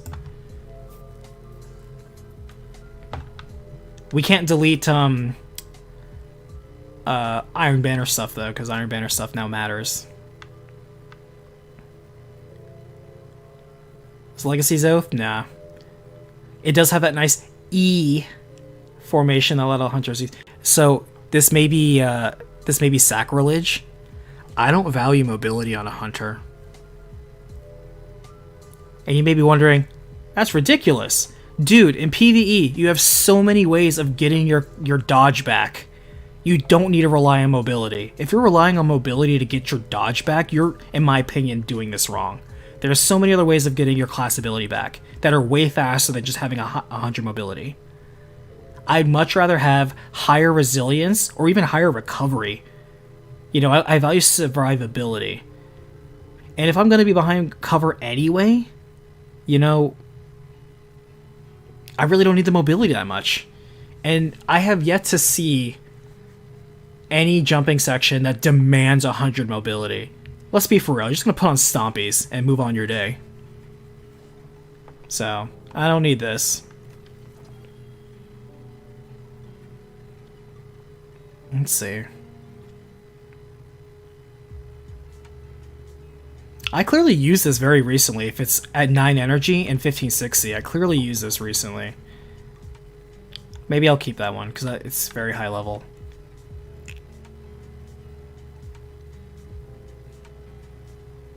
Why did I keep this high piece of, like, 27 recovery, no resilience Titan helmet? Why did I have this? Clearly it was part of a build, but I think I can do better. If it's 1550... Clearly, it's been 3 seasons since I used it. I don't need it. It's so easy to farm high stat armor, by the way. If it's Artifice, keep it. Oh, it's for sure. Though even for Artifice armor, though, the only Artifice armor that really matters is your class item for sure. Then arms, because then you can slot in the anti-champion mods. And maybe helmet, because sometimes you get a couple of helmet mods that are pretty decent. But you really don't care about chest armor. And legs, who cares? You know? Have you tried running around with 100 mobility Titan with Lion Ramparts? It's hilarious. I don't know if I've ever built my Titan to have 100 mobility. Ever.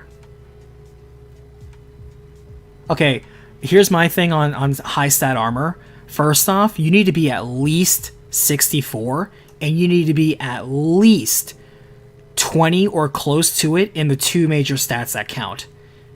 Like, I don't even know why. I probably kept this because it's raid armor, but no, don't need it. If I run Last Wish, I don't even care about a build. I just use whatever I'm using. Again, Garden might... Because Garden, the whole thing with, what is it? Yeah, like the Relay Defender. Enhanced Relay Defender really matters a lot in Garden of Salvation, because the window to do damage on Sanctified Mind is so tight that you need every bit of DPS.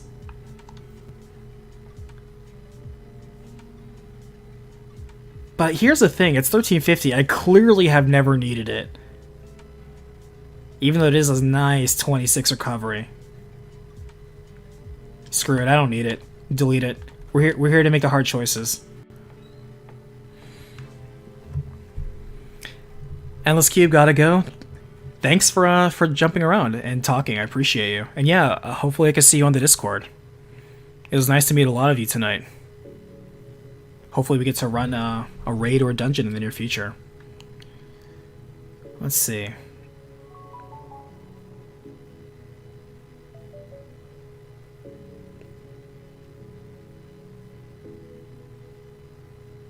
I'm gonna keep this. I used it recently.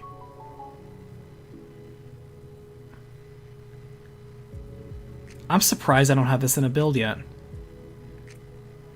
I'm gonna delete it. I don't know if I should delete it. I did put 7 energy in. Though I might have gotten that from the dungeon. I'm gonna delete it. To me, if it's like 15... like, look at this. This is 1350. Even though I clearly used it at some point, I clearly am not using it now. Delete. If it's not part of a build I've used in the last 3 seasons, we just gotta be real. Like, I'm not using it. If I haven't used it for an entire year as a build, then it doesn't matter. I should probably keep that because it's Iron Banner. Yeah. Yeah, Iron Banner. I think that's why I kept some of these, because they're Iron Banner armor. And Iron Banner armor matters now. Is this Artifice? It is not Artifice.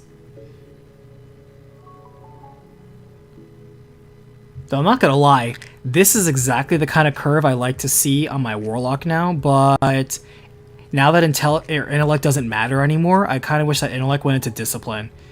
If this thing had like 20-something Discipline, this would be really nice. But you know what, I'm not going to use it. Delete. Haven't used it.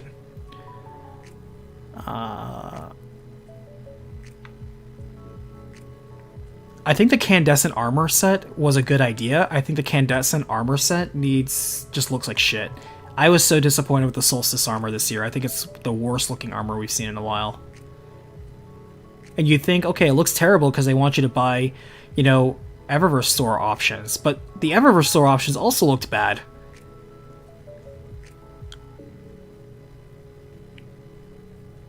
Heresy can drop armor 7 energy. Ah, that's true. By the way, I love that Pit drops high stat armor. I've gotten like 68, even 70 rolls from Pit. It is so nice. I wish they reprised many of the other dungeons to do the same, if they're on rotation. But like Pit can just be special where it always has it. Oh, I'm not going to use this Candescent mask. I clearly kept it because it's high stat.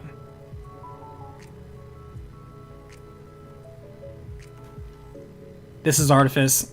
Make sure it's locked, yep.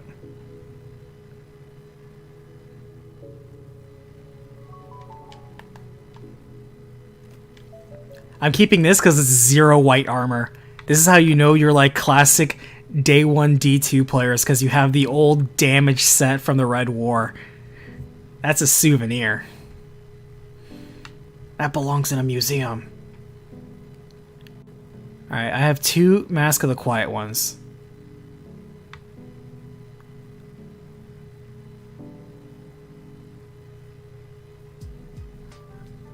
God, both these stat selections suck, but I might as well go with the Resilience because it's Titan. Like, that 26 recovery looks cool, but come on, 4 Resilience on a Titan? Let's be for real. We live in a Resilience meta.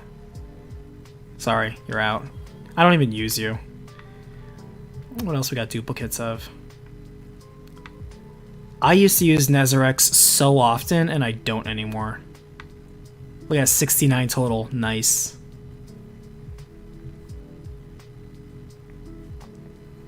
I'm probably going to use this one, though. Because if I'm going to use ability regen, it has, you know, decent resilience, decent recovery, very good discipline. You know you're going to want them grenades on a Warlock. But look at that 25 recovery and 23 discipline, though. But this one does have higher resilience. I'll delete this one. I clearly didn't even put any energy into it, either. It's still 1 energy. Apotheosis Veil. Yeah, right. Is the improved blink actually improved? I've not used this. I tried using Fellwinter's. It is such a tricky thing to work with.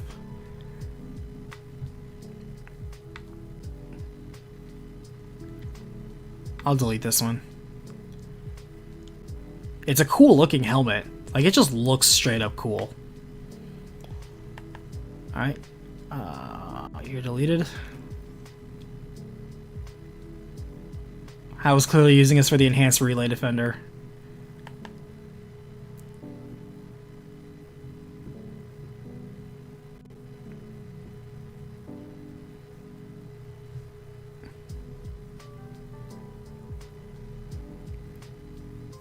Fellwinter could work with the new arc dash melee. That's true.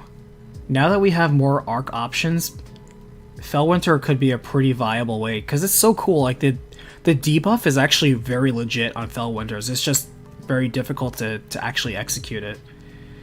Alright, if I haven't used this in like a year, I'm deleting it. Clearly, I can play Garden without relying on Enhanced Relay Defender.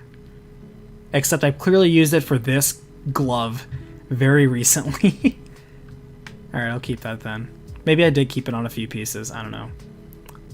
I don't think it's worth making raid sets, though. You know what, screw it. We don't really need it. Oh, this is on my Warlock, though. Nah, delete it. We don't need it.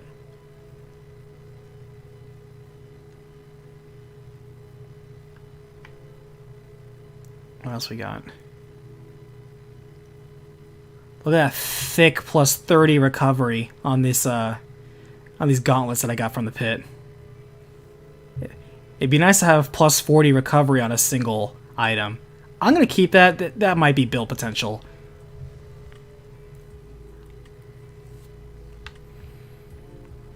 As much as I shit on having high mobility, I think having max resilience and max recovery on a Warlock and Titan respectively are very good. You do want that.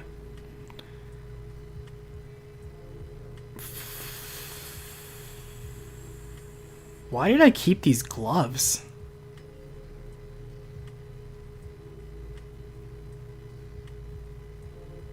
I don't even like these gloves. I'm gonna delete it. If I cared about it, I would have maxed it out. Like, if it's maxed out, I'm gonna keep it.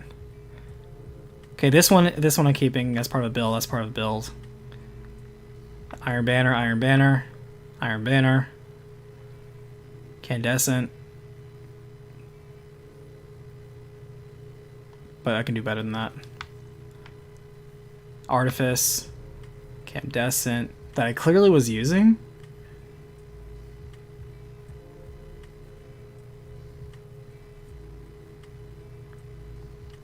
I think I was using that for something. Doomfangs. I want to love Doomfangs. I can't get Doomfangs to work. Lock all the damaged armor? Didn't I? Oh, I thought I did. Good call. Good catch on that. We don't want to delete these souvenirs. Our relics from the Red War. Good catch. Good catch. What other duplicates we got? Alright, we got 2 Doomfangs. Clearly I was using this one a lot. But this one has a better distribution.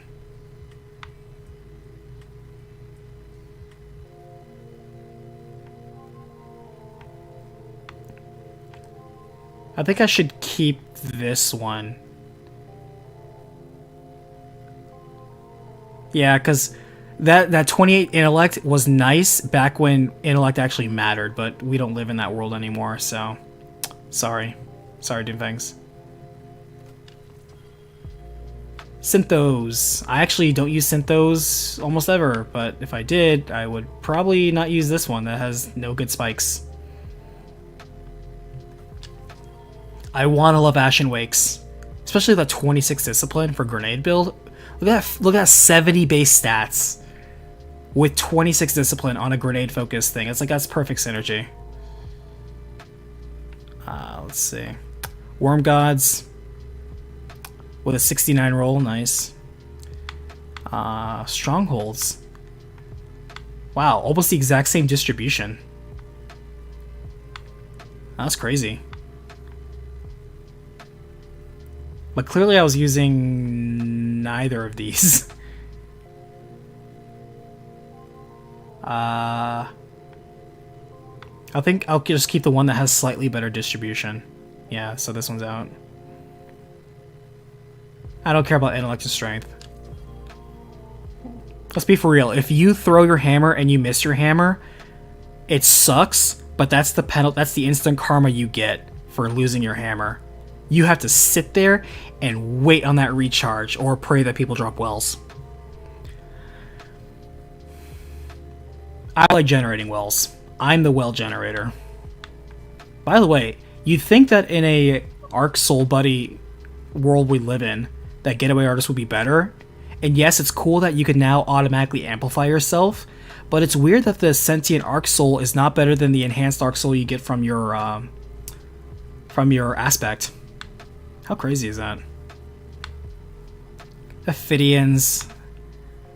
This is the one that I use for PvP. Ironically, the one time that I would use mobility on a warlock. PvP matters in that case. Look at that all natural 24 intellect. Shame it doesn't matter anymore. I should probably keep that version though. You use Getaway because you use the other two aspects? Ah, see, in that case you're right. I like these Ophidians better. But this one's better for built. I'll just keep both. Ophidians are super good anyway. Clearly I use these Satan's Ramparts. Or is it Satan's Ramparts? I never knew. I would say Satan's. Yeah, that's already a given. I already clearly made my choice there. 59. Why was I even holding on to that? Gross. Get out of here with that. 59 stats.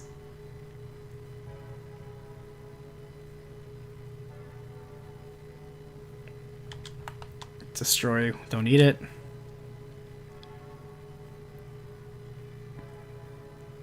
I must have been using this for a build with that much strength. I probably was using a strength-focused build. That's the only reason why I would take such weird spikes. And I put so much energy into it. Yeah, I had stacks on stacks. I clearly was using this for a build. I need to check dim. It's probably part of a dim loadout. Nope. Delete.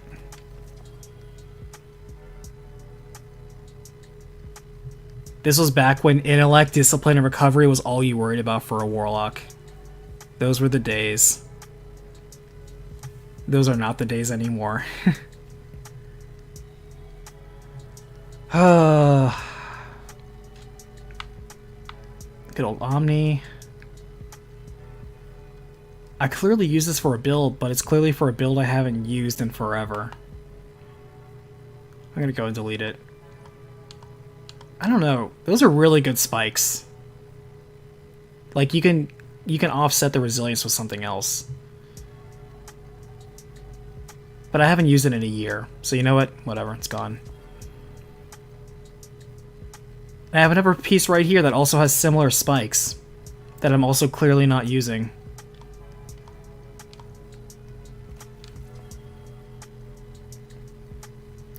Look at that fat 40 intellect. Oh, that was a different time.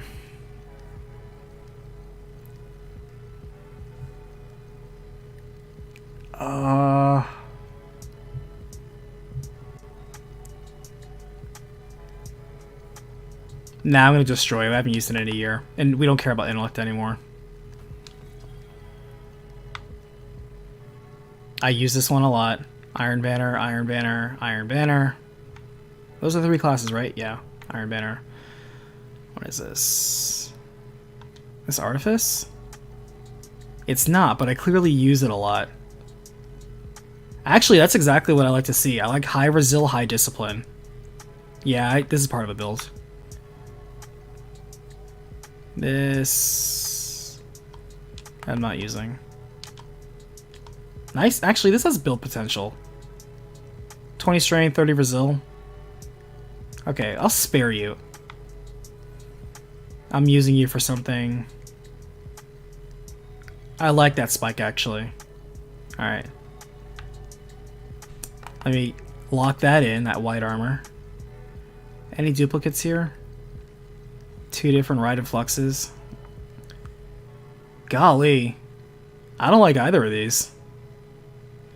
But if I had to choose, I would pick the better neutral stats here.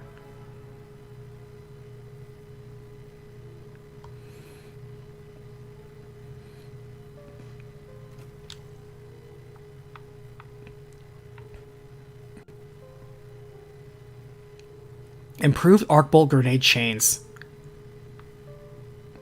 Is that good? Is Lucky Raspberry good anymore? Because, you know, extra grenades is always nice, but it's arc bolt grenades. I don't know. That might be worth testing out.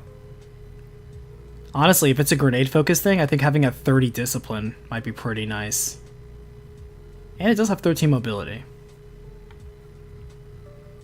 Yeah, I'm gonna keep the other one. Somebody should do some research on Lucky Raspberry, see if it's decent these days. 2 Stormbracers.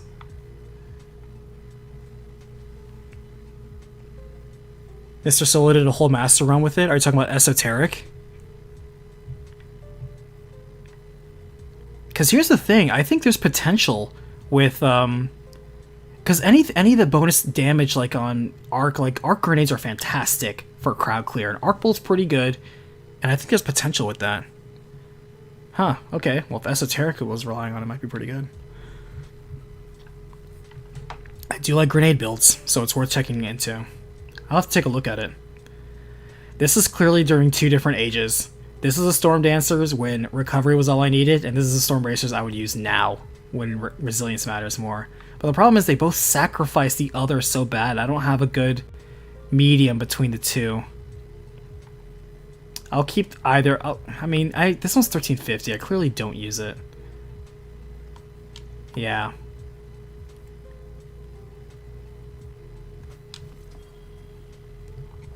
Duolingo, how are you? Hello. You're coming in during the tail end of me cleaning out my vault. I want to clear 100 items out of my vault, and we're almost there. We're almost at 500 out of 600. Because to me, clearing 100 items out of the vault is pretty good progress.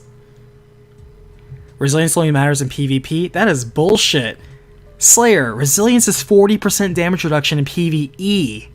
It also matters in PvP because of flinch, but resilience absolutely matters in PvE.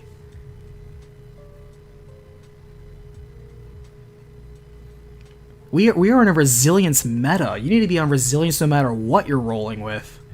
If you're PvP, you want that flinch resist, and if you're in PvE, you want that damage reduction. 40% damage reduction. How can you say no to that? Sanguine Alchemy. 1 year you might be decent. They had to nerf it because people would just stay in the rifts forever. You know? Play Genshin Impact. I have not played Genshin Impact in probably 2 years.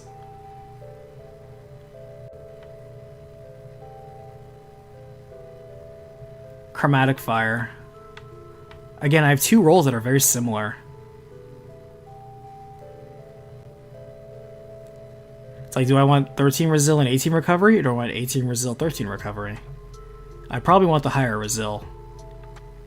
Even though this is I probably got this one to drop recently. I don't even use Chromatic Fire. I wish I could just... Man, you know what would be great if Bungie sold those little... What they had in D1, the little needles where you can move up to like 3 stat points on a single piece of armor. I don't remember what they were called. But I would pay silver for that. I would pay silver for that.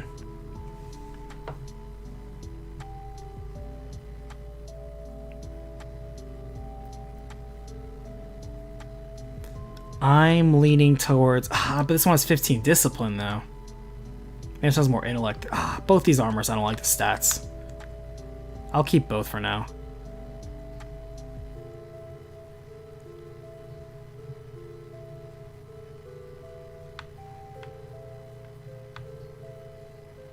This is the Phoenix Protocol I ran with forever. But I don't know if I would roll it with it now. I don't even use Phoenix Protocol that often anymore.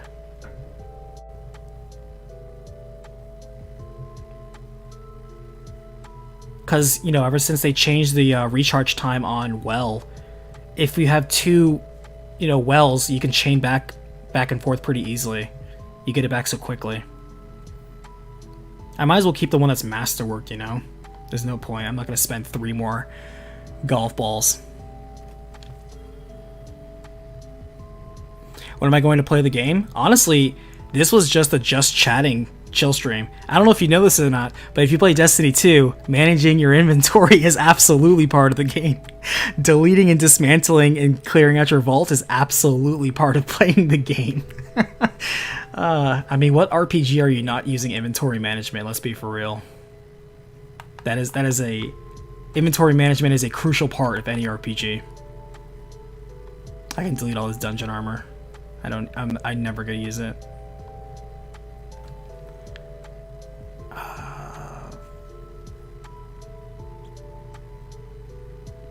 This must be part of a build. Oh boy, high energy fire and enhanced relay defender. I was probably doing good damage with that combo, but we can do better. Talking to other Destiny 2 players about god rolls and evaluating armor and also peeking other people's loadouts, that's also part of the game. That is a crucial part of the game.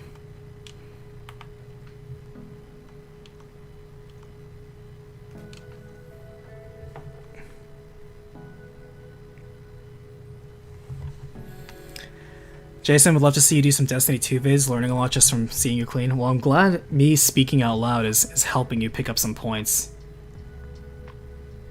But that's what the cool thing is, that everybody plays different. Like Slayer, for example, he and I play a lot of Warlock, but we play two very different Warlocks. That's the thing I love about Destiny 2 now more than ever. The build crafting potential in Destiny 2 is so good. One of the things I don't like about most traditional MMOs is that you just have your one stat tree, people usually play the meta, and because everybody has the exact same abilities, and yes, maybe some stats on your armor or special abilities slightly change it, for the most part, you're going through the same ass rotation. Everybody's carrying the same build, it's just how optimal you are in rotating your role. That's boring to me. But in Destiny, you can spec out and have literally 6 people of the exact same class, even subclass, and they can be completely different focuses, completely different builds, have completely different specializations, and fight in completely different ways. I love that. I love that there's so much creativity in this game, that if you like just creating builds, you just Google right now Destiny 2 builds for any given, you're going to get so many, hundreds of videos. Hundreds of videos.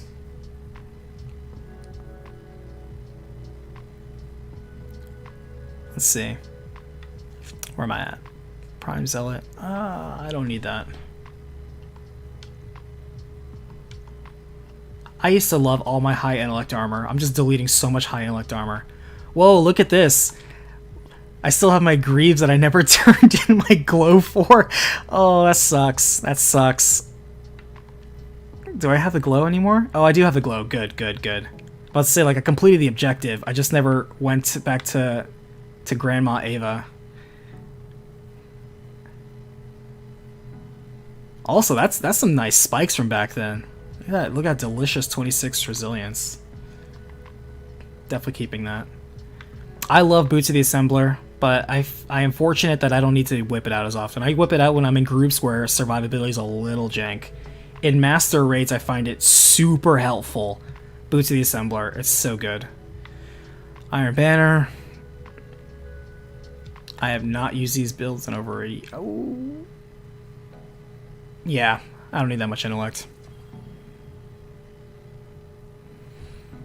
Are you playing on Xbox or PlayStation? Neither, I'm on my PC right now.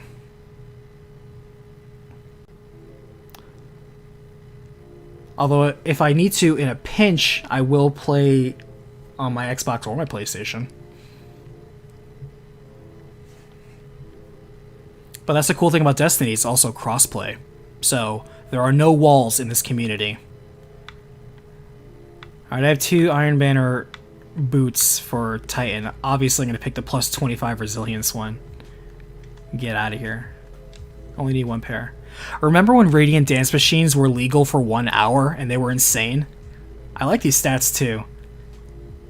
I remember when they launched Radiant Dance Machines and then people in Gambit were getting their super just by waiting the lobby and dodging over and over, so as soon as they came into the match, like, they would have their super already. Oh my god. That was nuts. Radiant Dance Machines. They got nerfed so fast. Artifice Armor, gotta keep... Oh, I have 3 Seeking Filaments? I want to make a build with this, with Vex. I love using Vex. And I need to make a build. The problem is I never got a good roll with spikes that I wanted. Like, look at this. High stat, but it's like high recovery, and you'd be like, okay, cool, that's perfect for a Warlock. But 2 resilience? Oof. You gotta build past that. I might still keep that, though, because, hey, at least the 23 recovery is saving you some time, but way too much strength, way too much mobility. You're a Warlock, you don't need mobility. If you need mobility in PvP, then, you know, that's what you got Transversus Steps for, or What is it? Ophidian Aspects. You're good. I probably will delete... This one has 20 discipline, though. And this one just has no good spikes. Okay, the most bearable spikes is probably going to be the resilience one, or recovery one. Because at least recovery is an essential on a warlock, so... I can build out of that. I probably should have kept the well-rounded one, though.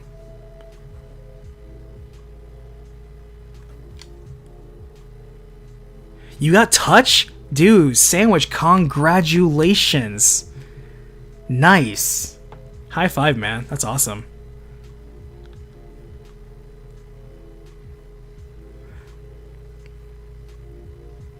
Ashing Wake is a grenade machine? Oh, absolutely. And here's the thing. It's a shame that fusion nades on a Titan are not as good as they are on a Warlock, but fusion nades are still really good.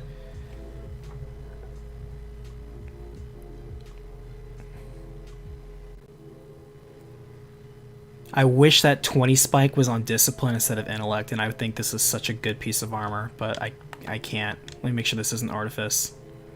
It is not good. Deleted. Candescence, Titan. I don't need that 16 strength. I hear Rain of Fire is also pretty good too. That's what I meant to say. Rain of Fire with Vex. I was confusing the two. Because here's the thing. Rain of Fire, one of my favorite simple builds is just having... what is it?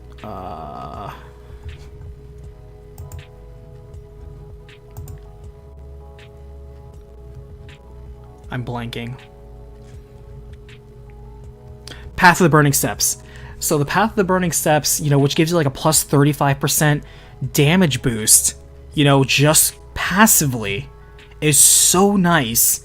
And you get that same bonus with fusion rifles and linear fusion rifles on Rain of Fire. And I'm like, man, for all the times when I'm not running well, or well is not optimal to run, and I'm using something like Vex, like, dang, Rain of Fire is so nice. And also your air dodge reloads your weapons. It's just like having the Hunter dodge reload weapons. Like, it's so nice. It's like you're getting a class ability and a damage boost to already one of the best weapons out there.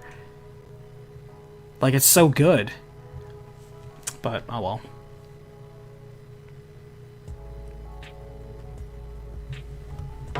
What you like to do is you like to add the top 3 stats and keep the ones that are 34.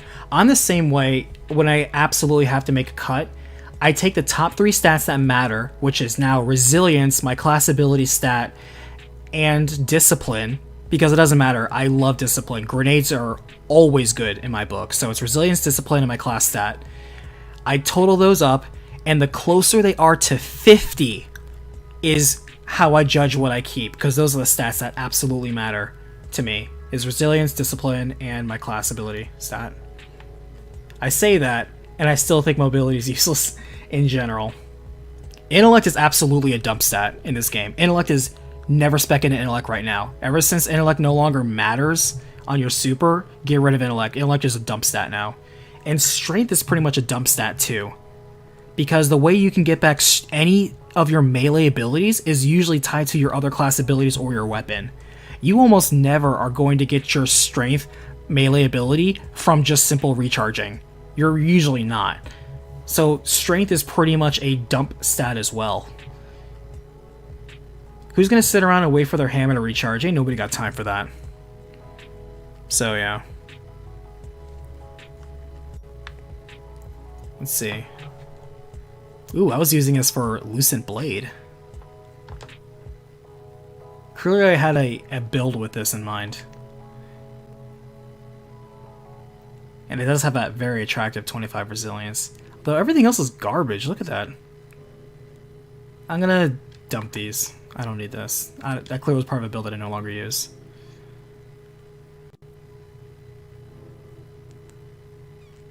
I don't need that.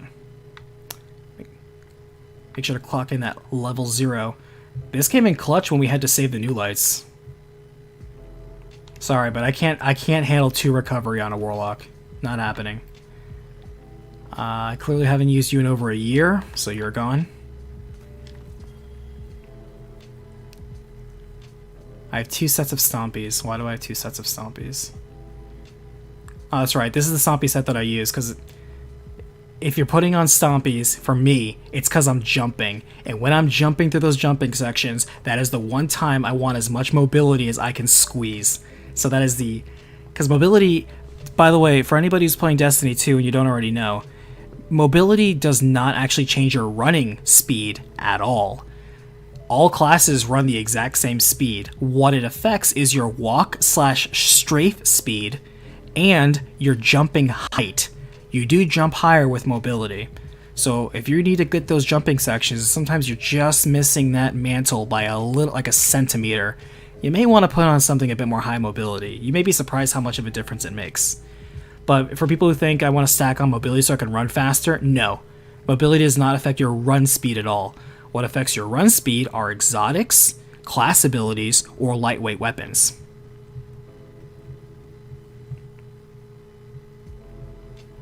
I kept my level 0 armor? Absolutely. Gotta flex that Red War veteranship. I agree with what some people suggested, by the way, which is make the Red War, like Year 1 D2, do like WoW Classic, and just release that as like its own separate standalone thing. So people can go back to the garbage double primary days, they can go back to the no random rolls, they can go back to the old way we used to balance things. Yeah, let people enjoy that Year 1 stuff that they claim is so good with those bad nostalgia goggles. I have 3 Geomags. Ugh, I really shouldn't. Geomags are just... I can't love Geomags anymore. Chaos Reach, all the Warlock supers on every single subclass got nerfed. The trade-off is that the special abilities, like the grenades and the melees, and of course rifts are always useful, on the Warlock, they're all really good. So the neutral game on Warlocks are all really good. But the supers on every single 3.0 class all got nerfed. And it hurts so bad. But hey, neutral game's good. These are the Geomags I used to roll with. And actually, since it's such high resilience, I probably will stick with it. It's a shame it has that 21 intellect, though. I don't need this one. The super's fine. Hey, Chaos Reach does what it needs to do. It does a good amount of damage over a very long distance. It does exactly what it needs to do. This is actually not bad too. 16 discipline, 21 recovery. What is that? 32, 42, 48 total. That's pretty good. And then this one. This one does have low discipline. I actually may want to masterwork these, actually, because this one has much better distribution for what I want.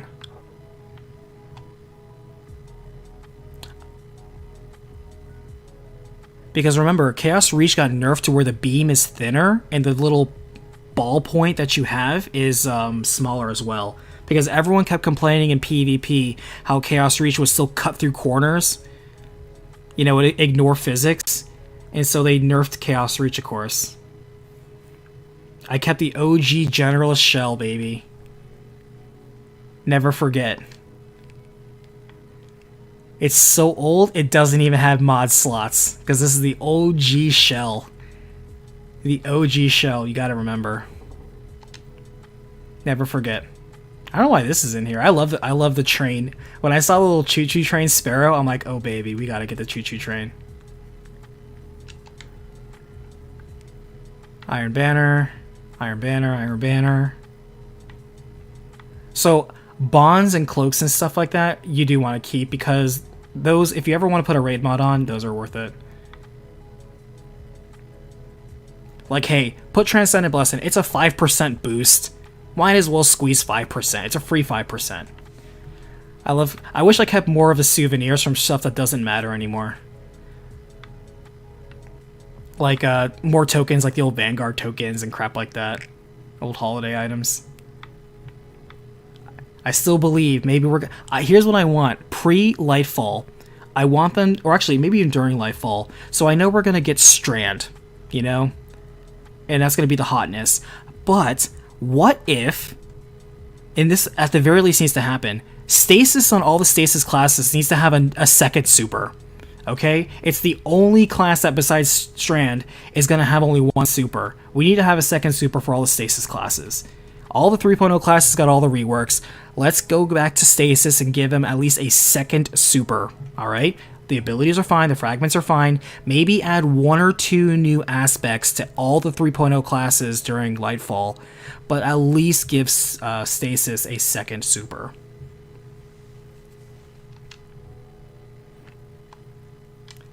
Alright, final total. Look at that. We were at like 600 slots, and now we're at 487. I wanted to delete 100 items, and I got exactly what I wanted. And we kept a few maybes as well. So I'm really glad. Really glad. Stasis is the most balanced as of right now. I would agree. Stasis does what it needs to do right now. Stasis is good on all 3 classes. It's at the right sweet spot. It had to, you know, jockey for that position and get nerfed into the ground a few times, but it's right where it needs to be.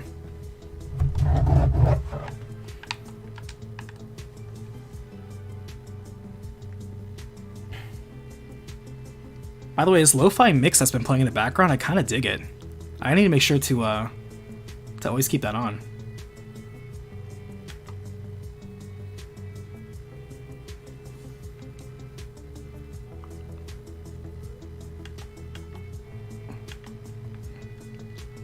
Got some invites. Make sure to accept. Thank you. And yeah, anybody who's still sticking around, thank you so much. This is my Bungie name. Feel free to send me a friend invite. Always looking for friendly faces and chill friends to raid with. And if you're looking for a clan, or if your clan is not doing raids or they're kind of dead, I'm open. You join the band of Ragtag Guardians. We do weekly raids. Trying to work on consistency for like a clan raid night, but we do weekly raids. And if you also like to do GMs and dungeons, we are all about the high-end PvE stuff. And if you're just getting started, it's okay. With our wonderful patented 12-step program, you too can go from New Light to Conqueror, Gilded Conqueror, in just one easy season. Where can you get up to the Discord? The Discord link is in the description below. There should be a link. And when you get in there, make sure to go to LFG Roles and tag yourself with the Destiny 2 tag. If not, just at me and say, hey, add me to Destiny 2, and I'll just manually add you. I'm terrible with names and faces, so I apologize. But yeah. That's pretty much it for this stream. Oh, Blue, you're here, chilling out. Nice. Oh, you got that email? That's super cool.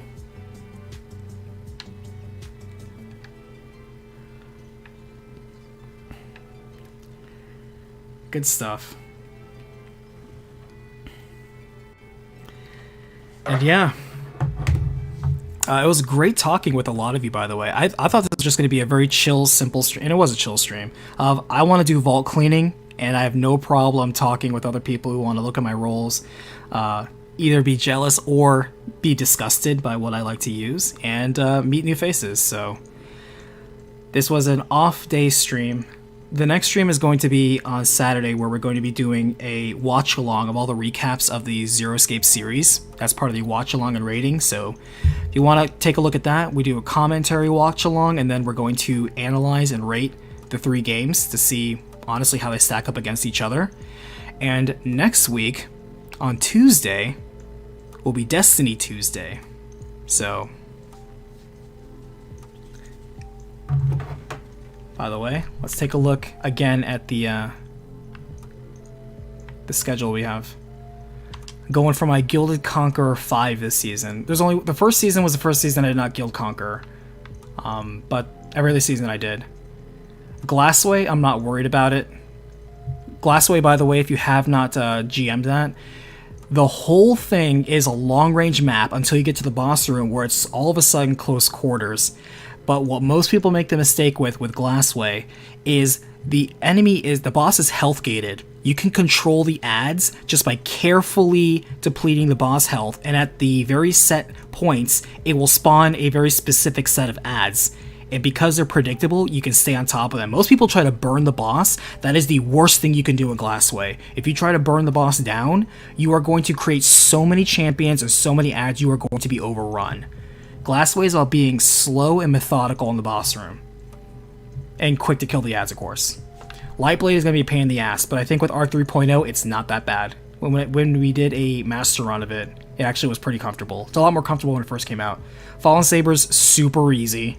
Not even worried about it. Disgraced is pretty easy. It's not that bad, I'm not worried about it. Crash is only bad in the boss room, where it is absolute chaos. And there's arc damage literally everywhere. And Devil's Lair is a gimme. Honestly, if you go to the little like hidey hole room to the left as soon as you enter the boss area, and you just 2 Warlocks chain Wells, or have somebody on Ursa Furiosa, that is an easy Grandmaster boss room. So, not worried about Conqueror at all.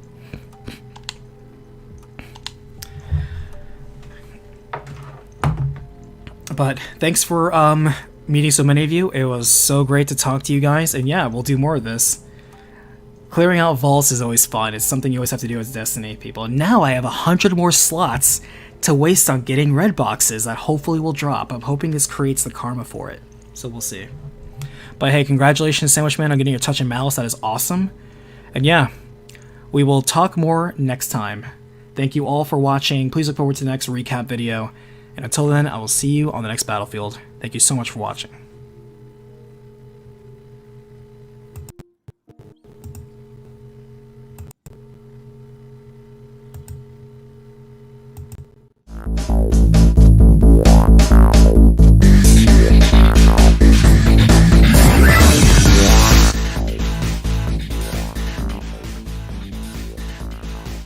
Sorry if that just blew out your ears just now.